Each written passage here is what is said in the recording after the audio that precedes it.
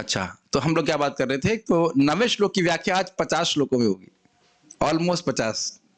90 पे जाके खत्म करेंगे, तो आप घबराइए मत, लेकिन एक श्लोक पे इतनी व्याख्या होगी। हाँ, मैं बता क्या रहा था, प्रथम अध्याय जो है उसमें 14 श्लोक हैं, ठीक है। 6 श्लोक वह महाप्रभु की गुणगान है, और 5 श्लोक श्रीमन नित्यानंद प्रभु के हैं। कितने हो गए? 9 और 5, सॉरी 6 5 11, और 2 श्लोक हैं अद्वैत आचार्य जी की, तो कितने हो गए? 13, और एक भक्तों के बारे में है, तो उसको हम लोग कभी अलग सुनेंगे। अभी हम लोग नित्यानंद प्रभु के बारे में श्रवण कर रहे हैं। तो आपने 2 श्लोक का अर्थ सुना था ना कल?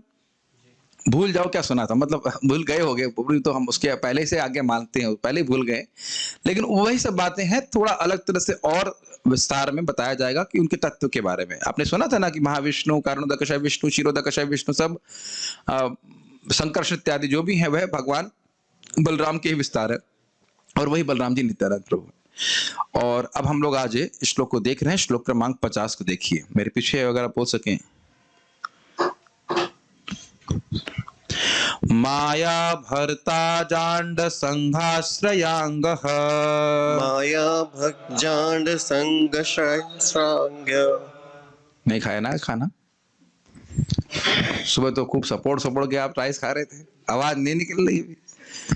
माया भर्ता जांड संघाश्रयांग, माया भटा शांड संगाशयांग, शेते साक्षात कारणं बोधि मध्ये, शेते साक्षात कारण बोधि मध्ये, यस्य कांशः श्रीपुमानादिदेव, यस्य कांशः श्रीपुमानादिदेव, तं श्री नित्यानंद रामं प्रपद्ये, तं श्री नित्यानंद रामं प्रबंधे।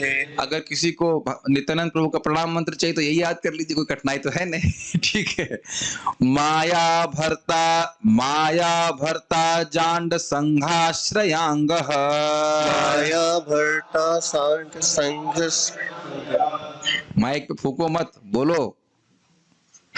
शेते साक्षात कारणं बोधि मध्ये, शेते साक्षात कारण बोधि मध्ये, यस्य कांशः श्रीपुमान् आदिदेव, यस्य कांशः श्रीपुमानादिदेव, तं श्री नित्यानंद रामं प्रपद्ये, तं श्री नित्यानंद रामं प्रपद्ये। माया भर्तजांड संघाश्रयांग, माया भर्तजांड संशा नहीं संघा है, संघ।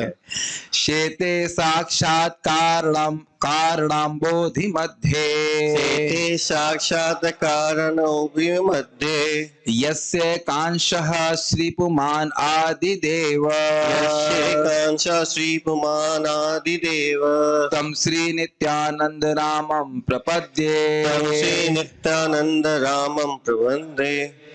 तो श्लोक बड़ा स्पष्ट समझ में आएगा। तम श्री नित्यानंद रामम प्रपद्ये, मैं उन श्री नित्यानंद राम की शरण में हूँ। किनकी शरण में है? यस्य कांशः श्रीपुमान आदि देवस, उनके एक अंश श्रीपुमान। श्रीपुमान की व्याख्या यहाँ पे की गई है, वह परम पुरुष हैं। कौन? महाविष्णु, जो शेते साक्षात कारणम बोधि मध्य, कारण अम्भ उधि, कारण सागर में, कारण जल के सागर के मध्य में जो साक्षात शयन करते हैं, वो महाविष्णु, जिनके एक अंश हैं, जो महाविष्णु परम भगवान हैं, आदिदेव हैं, उन नित्यानंद राम को मैं शरण दे रहा हूं। इतना बात समझ में आ रही है? और वह महाविष्णु कैसे हैं? कह रहे हैं माया भर्ता, जो माया के पति हैं। भर्ता मतलब स्वामी, पति हैं। कौन है? महाविष्णु। समझना होगा, महाविष्णु। और उसके बाद वो कह रहे हैं अज अंड संघ। अज अंड समझ रहे हैं? अज अंड हो गया मतलब ब्रह्मांड, संघ मतलब समूह। अज अंड संघ आश्रय, जो सारे ब्रह्मांड समूह जिनका आश्रय लेते हैं। अज अंड संघाश्रय अंग, अंग मतलब उनके शरीर का। तो सारे ब्रह्मांड को समूह रूप में उनके अंग का आश्रय लेते हैं, और जो माया के पति हैं। जो शेते साक्षात कारणम बोधि मध्य, जो कारण सागर में साक्षात शयन करते हैं, यस्य एकांशः, वह इन नित्यानंद प्रभु के अंश हैं। और क्या है ये महाविष्णु? श्री पुमान, मतलब भगवान हैं, आदि देव हैं, यानी कि ये सारे अवतारों के जितने भी अवतार होते हैं वो महाविष्णु से आते हैं। तो इन नित्यानंद राम की मैं शरण ले रहा हूं। क्या ये श्लोक समझ में आ रहा है? एक बार अनुवाद पढ़िए, हिंदी वाला बुक किसके पास है? इसमें है PDF। हाँ तो पढ़ लीजिए एक बार। मैं श्री नित्यानंद राम के चरणों में पूर्ण दंडवत प्रणाम अर्पित करता हूँ, जिनके अंश रूप कारण सागर में लेटे हुए कारणोदकशायी विष्णु आदि पुरुष है, माया के पति है और समस्त ब्रह्मांडों के आश्रय है। हाँ, ब्राह्मणों के नहीं, ब्राह्मणों के आश्रय तो है ही, लेकिन अर्थ अलग हो जाएगा अगर आप उसको ऐसे पढ़ेंगे। अगला देखें तो ये है। तो आप समझ सकते हैं कि नित्यानंद प्रभु यहाँ पे प्रेम में उन्मत्त होकर के कभी बिना कपड़े के भी घूम रहे हैं, लेकिन समझना चाहिए कि उनके एक अंश महाविष्णु है। कभी मैंने बताया था ना आपको, नित्यानंद प्रभु महाप्रभु निमाय पंडित और विष्णुप्रिया बैठे हैं घर में, और नित्यानंद प्रभु अपना वो जो कपड़ा होता है, और कुछ कपड़ा नहीं पहने हैं, कपड़ा सर पे बांध करके आ गए वहां पे। तो आप कहेंगे ये कैसा आदमी है, कपड़ा भी नहीं पहन रहा है। बड़ा समझ रहे हैं ना, तो इसलिए लोग भ्रमित हो जाते हैं नित्यानंद प्रभु के संबंध में। लेकिन वो किनके इसलिए कह रहे हैं कि आप उनके तत्व को समझिए। वो कौन है? जिनके महाविष्णु भी अंश हैं, महाविष्णु भी जिनके अंश हैं, और महाविष्णु के गुणों को बता करके कि इतने बड़े व्यक्ति जिनके अंश हैं तो वो कितने महान हैं।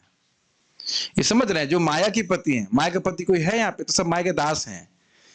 माया के जो पति हैं, कंट्रोलर हैं। थोड़ा एक इस पे विचार करेंगे तो श्लोक बहुत फैल जाएगा, लेकिन इसी की व्याख्या ये 9वां श्लोक है। 14 श्लोक मूल है, उसमें 9वां श्लोक है। नित्यानंद प्रभु की महिमा का वर्णन हो रहा है, तो इसकी व्याख्या मैं नहीं कर रहा हूं। जैसे जैसे बंगला में करते जाएंगे उसको समझेंगे, जैसे हमने कल किया था। ठीक है।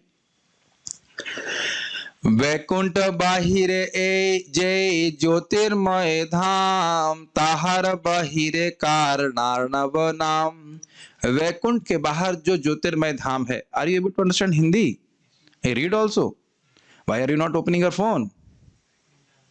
You don't have phone? You have phone app? उनको हेल्प करिए। maybe you can come forward and look at the shloka. The class will be very fast. If you don't see the shloka, then you will be lost. Or just take my book or something, but I have to have the book also with me. Vaikuntha के बाहर एक ज्योतिर्मय धाम है। इसके बारे में आपने क्या सुना था? वो ज्योतिर्मय धाम कौन सा है? कौन सा है वैकुंठ के बाहर? निर्विशेष ब्रह्म ज्योति। ठीक। ताहर बाहिरे कारणार्णव नाम, उसके बाहर कारण सागर है। अभी फोटो भी दिखाऊंगा, घबराइए मत, लेकिन अभी श्लोक समझ लीजिए। श्लोक समझ में आ रहा है? गोलोक धाम, वैकुंठ धाम। वैकुंठ के बाहर, प्रभु जी वैकुंठ तो अनंत है, उसके बाहर कैसे है, अंतर कैसे है? आपको डस्टबिन में क्या फेंकना है?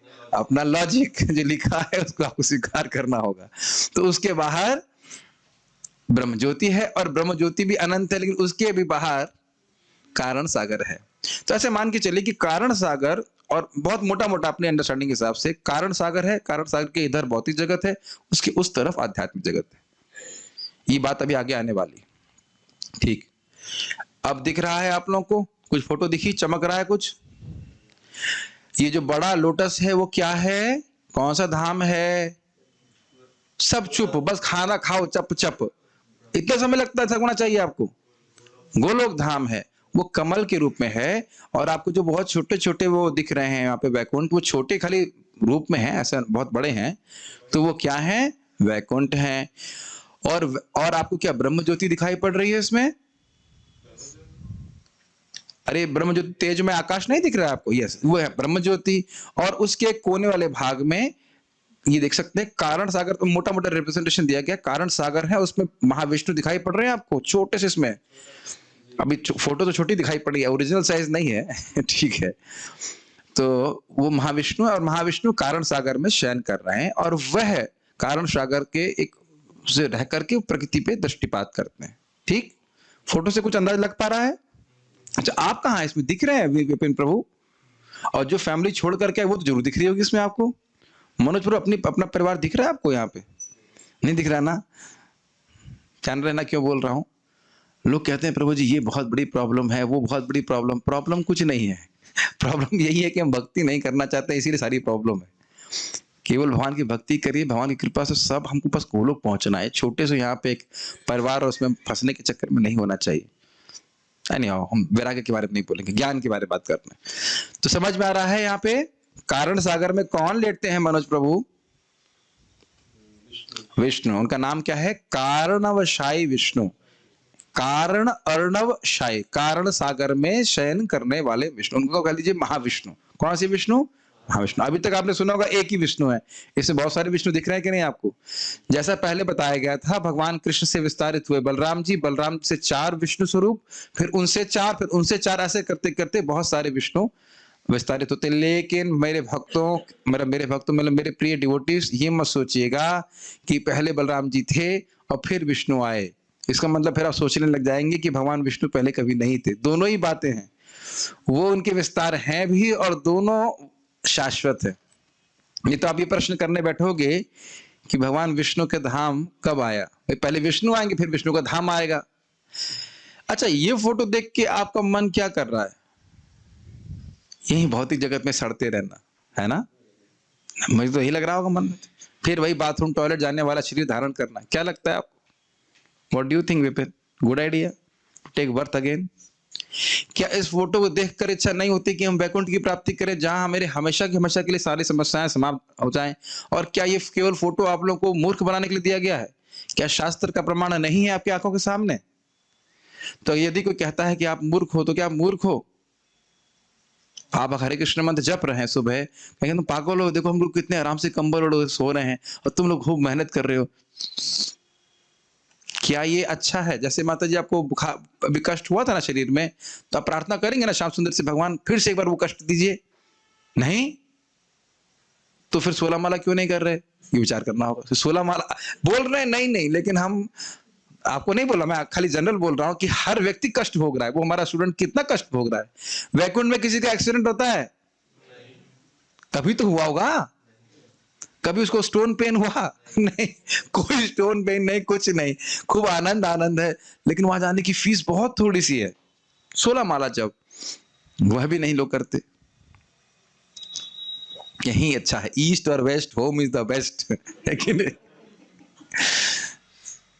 चलिए खैर, वैकुंठ बेड़िया एक आछे जल निधि, अनंत अपार तार नहीं क अवधि। तो कह रहे हैं वैकुंठ बेड़िया, बेड़िया मतलब वैकुंठ को घेर करके एक बहुत बड़ी जल राशि है।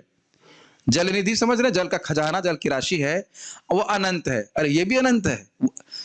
अरे तो भाई जब वैकुंठ अनंत है तो उसे घेरे कैसे आएगा? तो सब कुछ अनंत है। अनंत है, अपार है। क्या अनंत अपार है? ये जल निधि। तार नहीं का अवधि, अवधि का मतलब होता है उसकी सीमा, उसकी कोई सीमा नहीं। ये कारणार्णव सागर का वर्णन हो रहा है।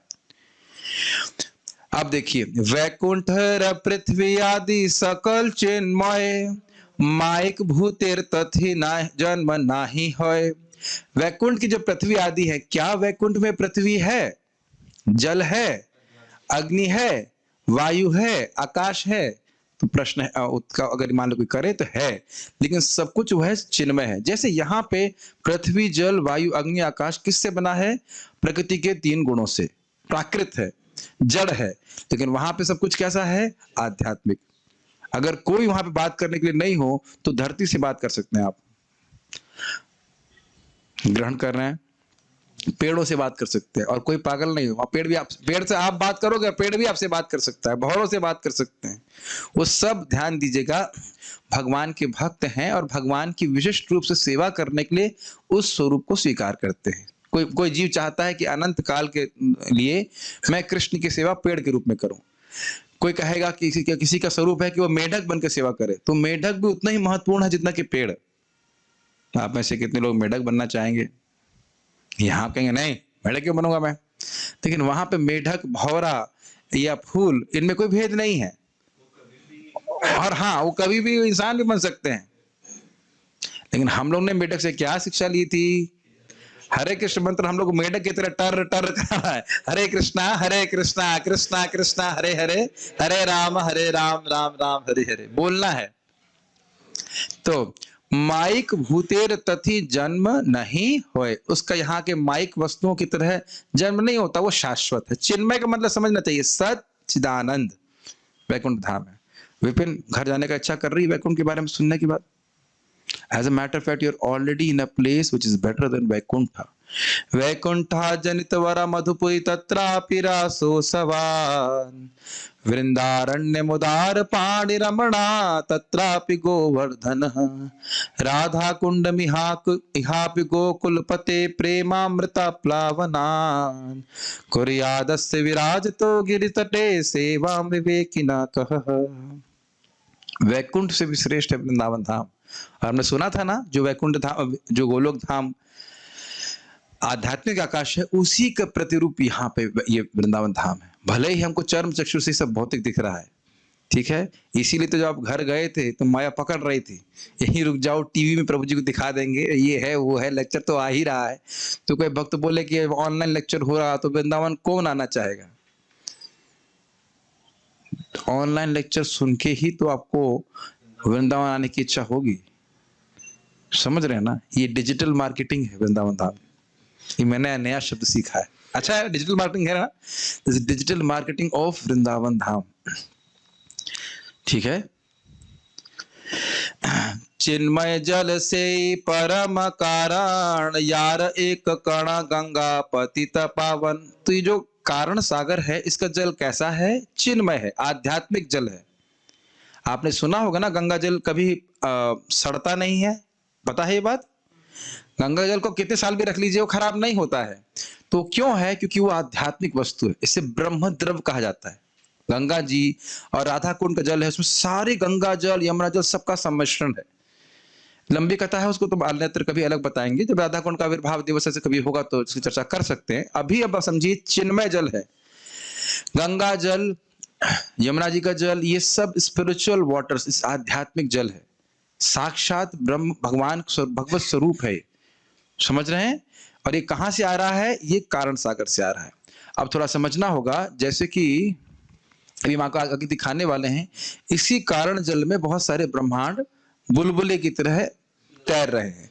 तो आपको याद है ना श्री वामन देव के बारे में पता है, जिन्होंने 3 पद से पूरी तीनों लोक नाप दिए थे। तो उनके अंगूठे ने ब्रह्मांड के छेद में छेद कर दिया था, और आप समझ रहे उसके बाहर क्या है? कारण जल। तो उनके चरण को धो करके ये कारण जल गंगा जी के रूप में यहाँ पे आया। इसलिए कह रहे हैं, यार एक कण गंगा पतित पावन। समझ में आ रहा है ये बात? गंगा जी का जल कहां से आया? स्रोत क्या है? टैंक। गंगा जी का टैंक कहां है? कारण सागर। अब समझ में आया? पानी का टैंक गंगा जी का कहां पे है? कारण सागर। और लोग यहाँ ढूंढते रहेंगे, नहीं कौन से ग्लेशियर से आ रही है यहाँ, पूरा जिंदगी बीत जाएगी। हमको पता चल गया सुन करके ही, कारण सागर से आ रही है। ठीक, ओके। तो ये क्या इसलिए क्यों बता रहे हैं? ये जो कारण सागर है, ये है चिन्मय वस्तु है, यहाँ पे माया का प्रवेश नहीं है। सेत कारणार्णवे से संकर्षण, अपनार एक अंशे करे न शयन। तो सेत क्या है? श्लोक क्रमांक 55। सेत कारणार्णवे से, तो उस कारण अर्णव में, उस कारण सागर में संकर्षण अपने एक अंश के द्वारा शयन करते हैं। बलराम जी से वसुदेव, प्रद्युम्न, अनिरुद्ध, संकर्षण, फिर संकर्षण से फिर चतुर्व्यूह, उसमें जो संकर्षण है वो संकर्षण अपने आप को विस्तारित करते हैं महाविष्णु के रूप में।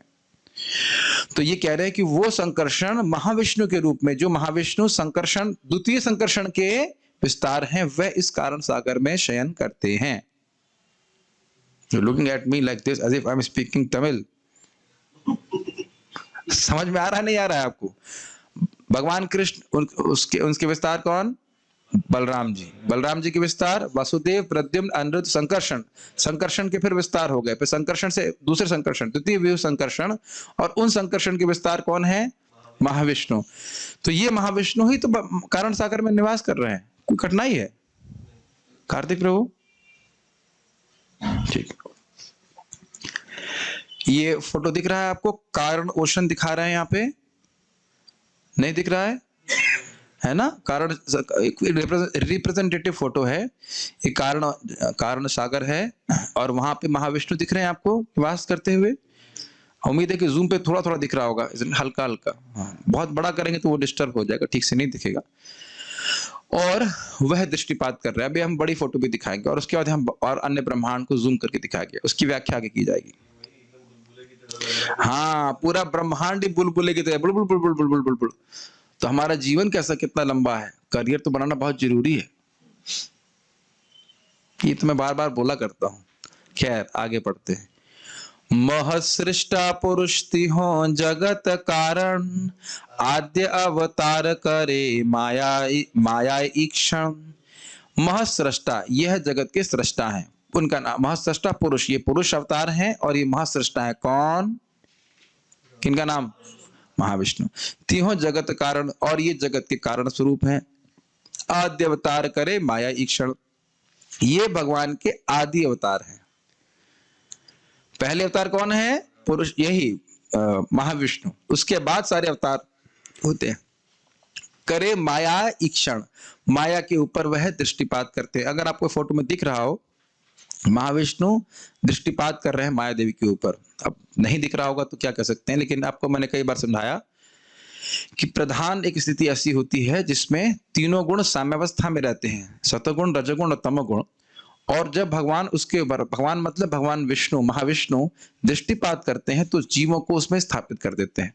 फिर अपनी काल शक्ति का क्षोभ करते हैं और उसमें एजिटेशन होता है, गुणों में कह सकते हैं कंपटीशन शुरू होता है और उसके बाद वे सृष्टि शुरू हो जाती है। तो ये ईक्षण का कार्य कौन करता है? महाविष्णु भगवान करते हैं। महाविष्णु भगवान क्या करते हैं? अपने दृष्टिपात करते हैं। तो आपने वही बात दूसरी तरह से क्यों पूछी? क्योंकि पहले तरह से शायद समझ में ना आई हो। क्या महाविष्णु के कार्य समझ में आ रहे हैं? महाविष्णु का पोर्टफोलियो समझ में आ रहा है? क्या करते हैं? कुछ करते हैं? खाली सोते ही रहते हैं? दृष्टिपात करते। तो सो रहे हैं तो देख कैसे रहे हैं? क्योंकि आंखें आधी खुली रहती है। ठीक है, ऐसा नहीं आंखें बंद करके देख रहे। वैसे तो आंखें बंद करके भी दृष्टिपात कर सकते हैं, लेकिन हाँ कैसे भी कर सकते हैं, लेकिन आंखें आधी खुली रहती हैं तो उससे वो दृष्टिपात करते हैं। ओके, ये सोचिए कि जब महाविष्णु की दृष्टिपात इतनी शक्तिशाली है तो कृष्ण का दृष्टिपात हम पर होता है। जब हम रोज मंगल आरती के लिए जाते हैं तो क्या होगा हमारा? केवल दृष्टिपात मात्र से भगवान पूरे जगत की सृष्टि कर देते हैं। और वो अंश के अंश हैं किसके? भगवान कृष्ण के। तब यह श्रवण, इस श्रद्धा के संग क्यों भक्ति मंगल आरती नहीं जाएगा? प्रभु जी ऑनलाइन जाते हैं, ऑनलाइन में तो भगवान का फोटो ही होता है। ये बताइए कि भगवान का फोटो क्या भगवान से अभिन्न है? सॉरी, भगवान से भिन्न है क्या? चाहे ऑनलाइन आइए, चाहे आप सामने आए तो बहुत अच्छी बात है, नहीं तो ऑनलाइन भी आएंगे, मन में भी भगवान का स्मरण करेंगे जबरदस्ती, तो भी भगवान अपने धाम की प्राप्ति कराते हैं। ये हमको शास्त्र से स्वीकार करना पड़ेगा। और शास्त्र नहीं सुनेंगे तो कोई उत्साह नहीं रहेगा मंगल आरती जाने के लिए। ये हो सकता है कि मैं उठा दूं किसी भक्त को यहाँ पे और फिर कुछ डोलने चला जाए, डोलना समझते हैं, इधर उधर डोलने चले जाए, मैं छुप गया, मैंने प्रभु जी को मूर्ख बनाया। मूर्ख तो हम अपने आप क्यों बना रहे हो बेटा, दूसरे को नहीं बना रहे हो। समझ रहे हैं ना मेरी बात? मान लीजिए, और ऑनलाइन वालों को भी थोड़ा डांट देते हैं, ऑफलाइन वालों को डांट ही रहा हूँ। मान लो आप कहो प्रभु जी हम लोग ऑन कर देंगे और वीडियो ऑफ कर देंगे तो आप सोचोगे हम मंगल आरती में है, तो रहो मगर कर सकते हो, ऐसा कर सकते हो, लेकिन ठाकुर जी का दर्शन रह जाएगा। मेरे ईक्षण से कुछ नहीं होगा, लेकिन भगवान के ईक्षण से बहुत हो जाता है। क्या ये प्रभु बहुत डांट लगाते हैं। हाँ, लेकिन आप लोग सब बहुत अच्छे डिवोटी बन जाएंगे थोड़ा डांट खा के, है कि नहीं? ये विचार करना चाहिए कितना शक्तिशाली है भगवान, केवल देख करके पूरी सृष्टि करते हैं। हम तो अपनी सृष्टि को ही देखते रहते हैं, मतलब जिन लोगों के बच्चे होते हैं देखते रहते हैं, उनकी सृष्टि में कंट्रोल में नहीं रहती ना, ये बच्चे कैसे हो गए, बड़ा परेशान कर रहे हैं, है कि नहीं? बच्चों को देख ही सकते ना और तो कुछ नहीं कर सकते ना, लेकिन भगवान देखकर पूरी सृष्टि कर देते और सब कुछ कंट्रोल में। एक छोटी सी बात महाराज जी से पूछा, महाराज जी से भगवान कंट्रोल क्या है, क्या भगवान कंट्रोल कर रहे हैं, इतना गड़बड़ हो रहा है, ये हो रहा है, चोरी हो रही, डकैती हो रही है। तो महाराज बोले भगवान कंट्रोल ये है कि चाहे कोई कितना भी बड़ा चोर हो भगवान के घर से वो चीज वस्तु बाहर लेके नहीं जा सकता है। कितना सुंदर बात है कि नहीं? कितना वो बड़ा चोर हो, भौतिक जगत के बाहर तो वो सामान लेके नहीं जाएगा ना। घूम लो बेटा, कितना घूमना तुम्हारा, ये भगवान का कंट्रोल है। कितनी इंटरेस्टिंग बात है, शक्तिशाली भगवान है। अब दिख रहा है आपको ठीक से? कौन दिख रहे हैं छोटे रूप में?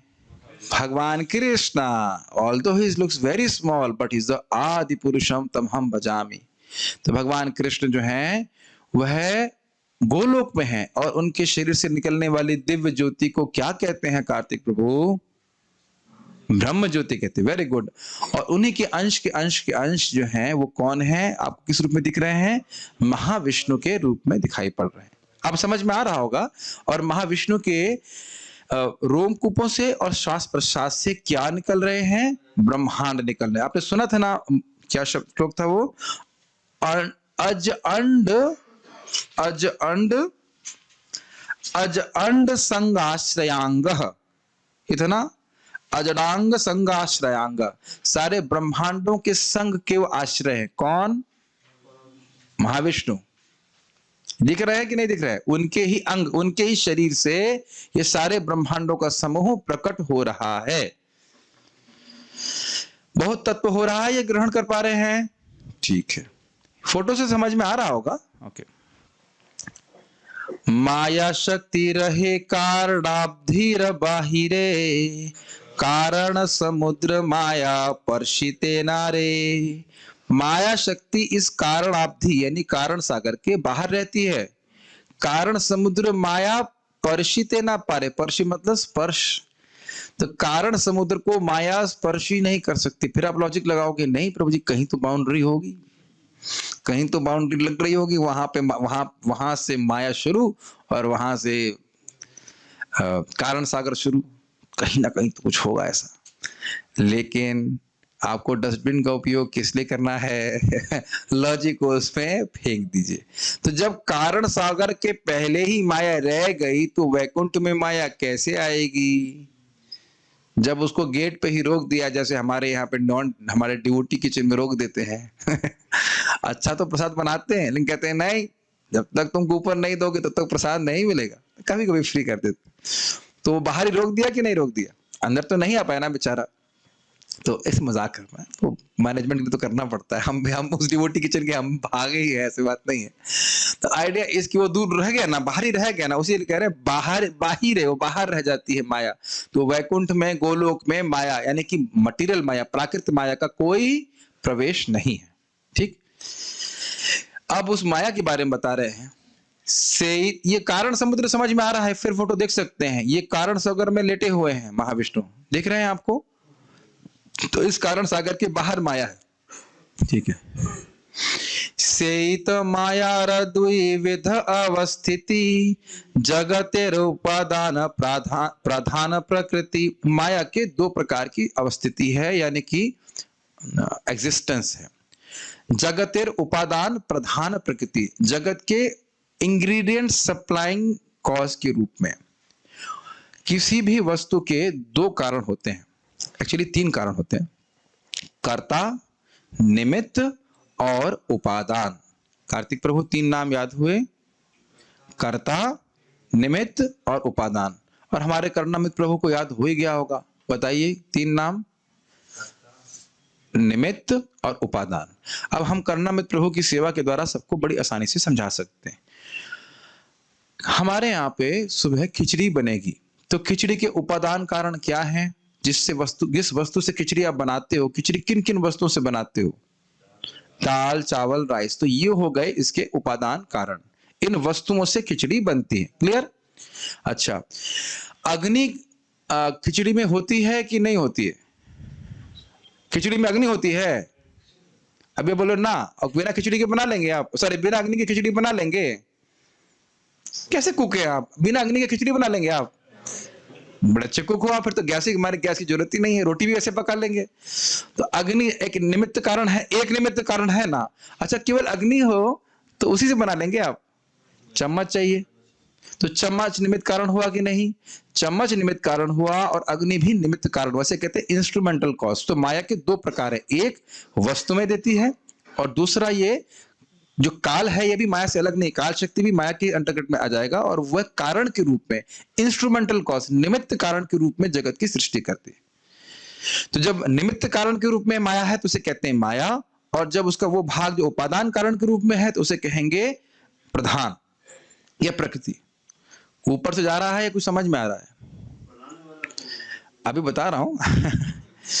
तो अब दो कारण दिख गए आपको, निमित्त और उपादान खिचड़ी में। तो केवल इन दोनों के होने मात्र से खिचड़ी बन जाती है। उसके बनाने वाला कौन होता है? हमारे करुणामृत प्रभु।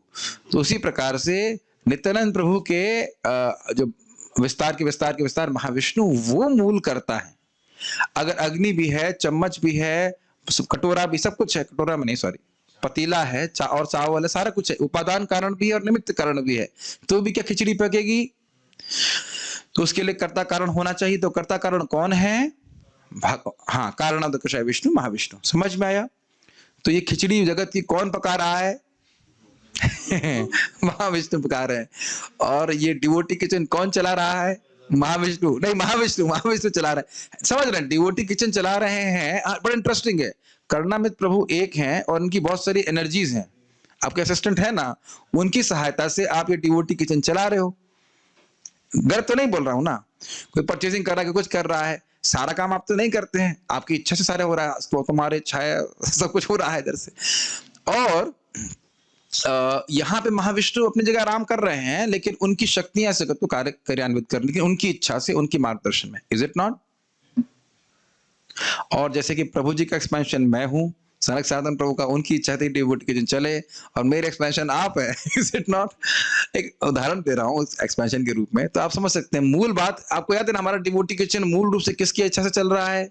सनक सनातन प्रभु की। तो उसके बाद बाकी हम लोग कार्य कर रहे हैं ना। मैं मैनेजमेंट के रूप में काम कर रहा हूँ, प्रभु जी कुकिंग कर रहे हैं डायरेक्टली। तो उसी प्रकार से एक मोटा मोटा अंदाजा दे रहा हूं। तो भगवान कृष्ण की इच्छा से, भगवान कृष्ण क्या सनक सनातन प्रभु कभी आए किचन में खाना बनाने के लिए? कभी भी नहीं है ना। तो भगवान कृष्ण कभी इस जगत की सृष्टि के संबंध में कुछ नहीं करते, वह डेलीगेट करते। से कहते डेलीगेशन, अपने आप को विस्तारित करके अपने आप को ही विस्तारित करते हैं और अपने आप को डेलीगेट करते हैं। आप करिए, महाविष्णु जी करिए, वो है वही व्यक्ति। ये अद्भुत बात है। मैं और आप अलग व्यक्ति हैं, मैं और सनक सनातन प्रभु अलग व्यक्ति हैं, लेकिन वो जब अपने आप को विस्तारित कर रहे हैं भगवान, तो वही व्यक्ति हैं। तो फिर खुद ही क्यों नहीं कर लेते? नहीं, भगवान कृष्ण के रूप में सृष्टि वृष्टि नहीं करते हैं, वो महाविष्णु के रूप में सृष्टि करते हैं। मैं थोड़ा सा समान तरह से बता रहा हूं। तो हम भाली बात ये कर रहे थे कि निमित्त कारण है माया का, तो उसको माया कहते हैं, और जो उपादान कारण है उसे क्या कहते हैं? प्रधान कहते हैं। उपादान कारण मतलब वस्तुओं को देने वाला कारण, और निमित्त कारण मतलब जिसके द्वारा सृष्टि हो रही है। और इसके पीछे कर्ता कारण कौन है? महाविष्णु। ठीक। जगत कारण नहे प्रकृति जड़ रूपा, शक्ति संचारिया तारे कृष्ण करे कृपा। जगत का कारण यह जड़ रूपा प्रकृति नहीं है। क्या कोई जड़ वस्तु किसी वस्तु का कारण इस प्रकार से किसी वस्तु की सृष्टि कर सकती है? ये आप भक्ति वृक्ष में भी सीखने वाले हो। कुछ कुछ भक्ति वृक्ष की बातें यहाँ पे आ रही हैं। इसमें शक्ति संचालित करते हैं कृष्ण कृपा करके। तो कृष्ण कहां से आए यहाँ पे? अभी तक तो महाविष्णु की बात हो रही थी, कृष्ण कहां से आ गए? कहां से आए कृष्ण? अभी तो आपने पूरा कृष्ण केवल लीला करते हैं, तो कृष्ण कहां से आ गए?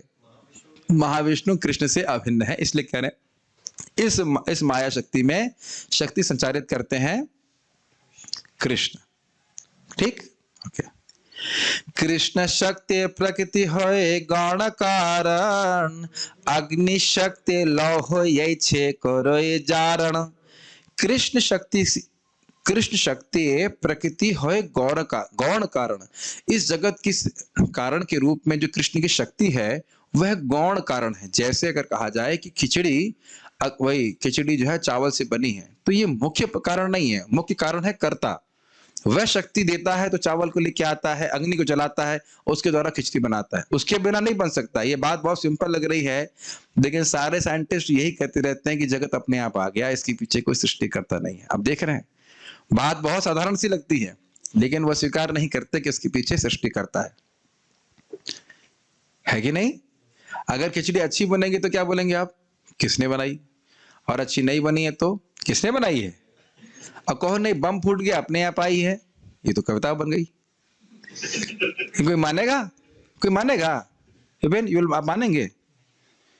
लेकिन साइंटिस्ट जब बोलता है बम फट गया पूरी सृष्टि आ गई तो हम मान लेते हैं, साइंटिस्ट बोल रहा होगा, उसके बाद बहुत दिमाग है। हाँ, PhD, परमानेंट हेड डैमेज, और double PhD means double permanent head damage.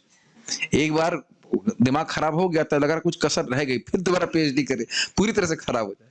कितना सिंपल बात है ना, ये सिंपल थिंग वो लोग को समझ नहीं पाते। अब कह रहे हैं कैसे, अग्नि शक्ति लौह याइचे करे जारण। अग्नि की शक्ति से जिस प्रकार लोहे में दाहक शक्ति आ जाती है, क्या लोहे में दाहक शक्ति होती है Vipin? Can iron burn? English में नहीं समझते आप? Can iron burn?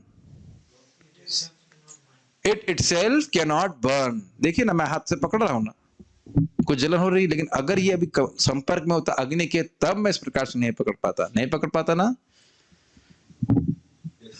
तो दाहक शक्ति कहां से आ रही है? शक्ति कहां से आ रही है? अग्नि के संपर्क होने से। भाई तवे पे रोटी बनाते हैं कि नहीं बनाते हैं? ये तो अच्छे उदाहरण है, आज हम किचन से बाहर ही नहीं आ पा रहे हैं। तो तवे में रोटी बनती है ना, और क्या कभी ऐसा हुआ है कि आपका हाथ तवे पे रख गया हो गलती से, सोच रहे हो कि ये तवा जो है गर्म नहीं है? होता है, होगा, अनुभव होगा, कभी ना कभी तो होगा, अगर केवल खाने का काम नहीं किया है तो। कुछ लोग होते हैं जीवन में केवल खाते हैं, कुछ बनाते नहीं कभी। तो कभी रोटी बनाई हो तो ऐसा हुआ है कि नहीं, एकदम हाथ गर्म हो जाता है, क्योंकि वो अग्नि के संपर्क में। अन्यथा अपने आप में तवे में शक्ति नहीं है दाहक शक्ति प्रस्तुत करने के लिए। ये फोटो देख रहे हैं आप, इसलिए मैंने बहुत सारी फोटो रखी हैं ताकि आपको याद रहे। तो अब ये जो फोटो आपको दिख रही है, लाल तपा हुआ आयरन है, तो आप समझ सकते हैं इसमें अग्नि कहां दिख रही है आपको? आयरन में दिख रही है। हो, इसका मतलब ये अग्नि तो इस लोहे से ही प्रकट हो रही। वाह, क्या लोहा है! क्या ये बोलेंगे आप? नित्या प्रभु ऐसा बोल सकते हैं? तो भले ये दहकता हुआ अग्नि दिख रही है, लेकिन आप जानते हो इसका संपर्क अग्नि से जरूर रहा होगा, नहीं तो ये अग्नि दाहक शक्ति प्रस्तुत नहीं कर सकती। आप ये देख रहे हैं कि युक्ति का उपयोग हो रहा है, उदाहरणों का उपयोग हो रहा है, लेकिन अभी कोई प्रश्न मत करो, अवतार एक्सपेंशन प्रश्न मत करोगे। अभी आप पहले सुनिए जो बात हो रहा है, उसके बाद प्रश्न करना। मैं उत्तर दूंगा भी नहीं अभी, खाली ये। कोई कहते हैं कि आप जूम डिवोटीज पे ध्यान देते हो, सामने वाले पे ध्यान नहीं दे रहे हो। मैंने कहा नहीं, क्लास तो मैं सामने वालों को दे रहा हूँ, जूम वाले डिवोटी भी सुन रहे हैं। और वो हमारे डिवोटी गए कहाँ? ना जूम पे है ना लाइव है, कहाँ गए वो? प्रेम किशन, अच्छा देर में आता है, ठीक ठीक, कोई बात। तो ये देखिए, समझ में आ गया उदाहरण आपको? लोहे में स्वयं दाहक शक्ति नहीं होती है, वह अग्नि के संपर्क में आकर के ही दाहक शक्ति को प्रस्तुत करता है। तो उसी प्रकार से माया शक्ति पे भगवान जब अपनी शक्ति को संचारित करते हैं, तब माया यहाँ पे विभिन्न प्रकार से कार्य करती है। ग्रहण क्लियर? ओके, तात्पर्य पढ़ने के लिए कृपया आप लोग आमंत्रित हैं, पुस्तक ग्रहण करके आप ले सकते हैं, पढ़ सकते हैं। अतएव कृष्ण मूल जगत कारण प्रकृति कारण यही छे अजागल स्तन। इसलिए कृष्ण ही इस जगत के मूल कारण है। कृष्ण मतलब महाविष्णु के रूप में, महाविष्णु के भी विस्तार, क्योंकि भगवान कृष्ण के विस्तार भी महाविष्णु है, इसलिए कृष्ण ही मूल कारण है। लेकिन कृष्ण सीधे प्रकृति का संपर्क नहीं करते हैं, देखते भी नहीं है प्रकृति के ऊपर। महाविष्णु भगवान प्रकृति पे देखते हैं कि नहीं देखते हैं? करना में कुछ बोल नहीं रहे हैं, क्यों ऐसे कर रहे हैं, ऐसे कर रहे हैं? सुन रहे हैं क्या बोल रहा हूं? महाविष्णु भगवान प्रकृति पे देखते हैं कि नहीं देखते हैं? कितने लोग वोट देंगे देखने के लिए? ओके, और कितने लोग कहेंगे महाविष्णु प्रकृति की तरफ देखते भी नहीं है? तो सब समझ गए बात ना? महाविष्णु भगवान प्रकृति की तरफ देखते हैं, भगवान कृष्ण तो देखते भी नहीं है, लेकिन क्योंकि वह उनके विस्तार है, इसलिए कृष्ण को मूल जगत का कारण कहा जा रहा है। तो प्रकृति कैसा कारण हो गया? तो कह रहे अजा गल स्तन। अजा मतलब हुआ बकरी, तो बकरी के गले में भी स्तन होता है, लेकिन वहां से दूध नहीं निकलता है, तो उसका उदाहरण दिया जा रहा है। तो इसलिए हमने एक बकरी का फोटो भी लगा रखा है। ठीक है। तो कहीं कहे कि अरे आपको इसके बकरी के गले में कुछ दिख रहा है आपको स्तन टाइप का, तो उससे दूध, कोई सोचे इससे दूध निकलेगा, तो ये मूर्ख है कि नहीं? ये सारे फोटो रखे गए हैं ताकि आपको याद रहे। अब जब भी बकरी देखेंगे तो आपको चैतन्य चरितामृत याद आनी चाहिए, बकरी देखकर बकरी याद नहीं आनी चाहिए। समझ में आ रहा है? बकरी देख के याद आएगा महाविष्णु है और उनकी शक्ति से ये जगत कार्य कर रहा है। ऐसा नहीं सोचना चाहिए कि जगत अपने आप कार्य कर रहा है। जिस प्रकार से बकरी के गले के जो स्तन है उससे दूध नहीं आ सकता है, उसी प्रकार असंभव है कि माया अपने आप सृष्टि कर ले। अपने आप सृष्टि नहीं कर सकती। ऐसा तो नहीं है कि मैं यहां पे नहीं आऊं और ये माइक अपने आप बोलने लग जाए। असंभव बात है ना ये बात। ठीक। माया अंश कही तारे निमित्त कारण, सेह न है याते करता हेतु नारायण। तो माया का वह अंश भाग जो निमित्त कारण है, यानी काल, जीवों का स्वभाव, इच्छाएं, सब बहुत सारी चीजें हैं और डिटेल में हम नहीं जा रहे हैं। उसके कारण जगत, वो निमित्त कारण, थोड़ा समझे इस बात को। ये जगत है, प्रकृति के गुण हैं, सब कुछ है, लेकिन अगर काल शक्ति का क्षोभ ना करें भगवान, तो क्या जगत की सृष्टि होगी? नहीं होगी। तो काल शक्ति वस्तु तो नहीं है ना। जैसे अग्नि प्रवेश कर रही है खिचड़ी में कि नहीं कर रही है? अग्नि के बिना खिचड़ी तो नहीं पकेगी, लेकिन अग्नि खाते तो नहीं है ना आप? ग्रहण कर रहे हैं आप? अग्नि तो नहीं खा रहे हैं ना, दाल चावल खा रहे हैं ना। तो उसी प्रकार से आप समझिए, इस जगत की वस्तुएं त्रिगुणात्मक हैं, लेकिन उन पर शोभ पैदा करके विभिन्न रूप से रूपांतरण करने वाला शक्ति कौन सी है? काल शक्ति। वो माया का एक अंश है और बहुत सारे हैं वो बताए गए हैं। शिव ज्वर की प्रार्थना रखी गई, लेकिन वो मैं रखता तो बहुत कठिन हो जाता है अभी समझना। एक अंश मान लीजिए कि निमित्त कारण है काल शक्ति, और भी निमित्त कारण है, जैसे मैंने आपको बताया था, चमचा भी निमित्त कारण है, अग्नि भी निमित्त कारण है। एक कारण आप समझिए काल शक्ति। काल शक्ति के बिना जगत की सृष्टि नहीं होती है, लेकिन कर्ता कारण कौन है? भगवान नारायण महाविष्णु। स्पष्ट समझ में आ गया? आप खिचड़ी को देख के आप किसका स्मरण करेंगे? प्रभु जी मुझे कुछ स्मरण नहीं होता है, मुझे खाली पेट का स्मरण होता है और मैं तो महाप्रसादे भी नहीं बोल पाता। भगवान नारायण का स्मरण कर सकते हैं और आप निमित्त कारण। और आप जब खिचड़ी बनाएंगे तो आप स्मरण कर सकते हैं महाविष्णु का, करणामृत प्रभु। Not difficult. श्रवण करेंगे तो आप वस्तु देख रहे हैं सामान्य, कार्य देख रहे हैं सामान्य, लेकिन आप भगवान का स्मरण कर सकते हो। ठीक। घट, अब दूसरा उदाहरण दे रहे हैं। घटेर निमित्त हेतु यैछ कुंभकार, तैछे जगतेरा कर्ता पुरुषावतार। समझ में आया? ये घड़ा बनाने वाला दिख रहा है आपको? अब प्रश्न, इस मट्टी के घड़ों में बहुत आसान प्रश्न है, उपादान कारण कौन सा है? ये तो प्रभु आउट ऑफ सिलेबस पूछ रहे हैं आप। कार्तिक बताओ। मिट्टी, गुड बॉय। और उपादान क्या होता है? अभी तो बताया था उपादान क्या होता है, जिससे जो वस्तु बनती है। खिचड़ी भूल गए? कल से खिचड़ी बांध इनकी। बताइए, मिट्टी के घड़े का उपादान कारण कौन सा है? मिट्टी और जल। Very good, very good. ठीक। अच्छा, यहां पे आपको निमित्त कारण दिख रहा है कुछ? क्या है निमित्त कारण? हाँ, अग्नि भी है। गुड, अग्नि बाद में है, लेकिन ये जो कुंभकार, व्हील, वेरी नाइस। अब आप बताइए, व्हील हो, पने की चाक हो, ये भक्ति वृक्ष का एक टॉपिक है, याद है आपको? इसमें हम लोग बताते हैं, तो भक्ति वृक्ष भी आज हमने थोड़ा थोड़ा टच कर लिया। चाक हो गया, चाक समझ रहे, व्हील वो हो गया। क्या हो गया? कौन सा कारण है श्रीनाथ जी प्रभु? निमित्त कारण। गुड। और मिट्टी क्या हो गई? उपादान कारण। और ये जो कुंभकार है वह क्या हुआ? कर्ता कारण। स्पष्ट है ना? तो महाविष्णु हो गए उस कुंभकार की तरह, देखना, यही 6 कुंभकार कुंभकार की तरह हैं। और 23 जगतेरा कर्ता पुरुषावतार। बहुत हिंदी जैसा, वही जगत के कर्ता जो है वो पुरुषावतार है, महाविष्णु है। क्लियर? Okay, good. कृष्ण कर्ता माया तार करे न सहाय, घटेर कारण चक्र दंडादि उपाय। कृष्ण करता है, कृष्ण मतलब महाविष्णु। यहाँ पे माया तारा करे न सहाय, माया उनकी सहायता करती है सृष्टि आदि कार्य में। घटेर कारण चक्र दंडादि उपाय, जैसे कि घड़े का कारण है चक्र, दंड आदि। आदि का मतलब हो गया मिट्टी भी। तो यानी निमित्त कारण और उपादान कारण के रूप में माया कर्ता कारण कृष्ण की सहायता करती है। जैसे आप फिर देखिए, मिट्टी, जल और चक्र का सहायता लेकर के ही तो जो कुंभकार है वह घड़ों का निर्माण कर रहा है, बहुत आसान बात है। तो उसी प्रकार से भगवान अपनी शक्तियों को साथ लेकर के इस जगत की सृष्टि आदि करते हैं। ठीक, ये सब किसका वर्णन हो रहा है? महाविष्णु का। और वो किसके अंश हैं? नित्यानंद प्रभु के। इसलिए ये नित्यानंद प्रभु का ही गुणगान। इतने बड़े व्यक्ति जब इनके अंश हैं तो वो कितने महान होंगे, ये समझना होगा। तो अब आप एक प्रश्न कर सकते हैं कि भाई यहां दिख रहा है कि कुंभकार के हाथ तो मिट्टी से सन गए हैं, तो जरूर भगवान के हाथ भी इस जगत को बनाने में सन जाते होंगे, कुछ तो चिपकता होगा हाथ में इनके, है ना। देखिए, कोई भी उपमा एक देशी होती है वो सारी बात भगवान की नहीं समझा सकती है। केवल कर्ता, निमित्त और उपादान कारण की बात समझाने के लिए यह उपमा दी जा रही है। लेकिन हमें यह नहीं सोचना होगा कि भगवान इस कुंभकार की तरह, भगवान के हाथ भी गीले हो जाते हैं।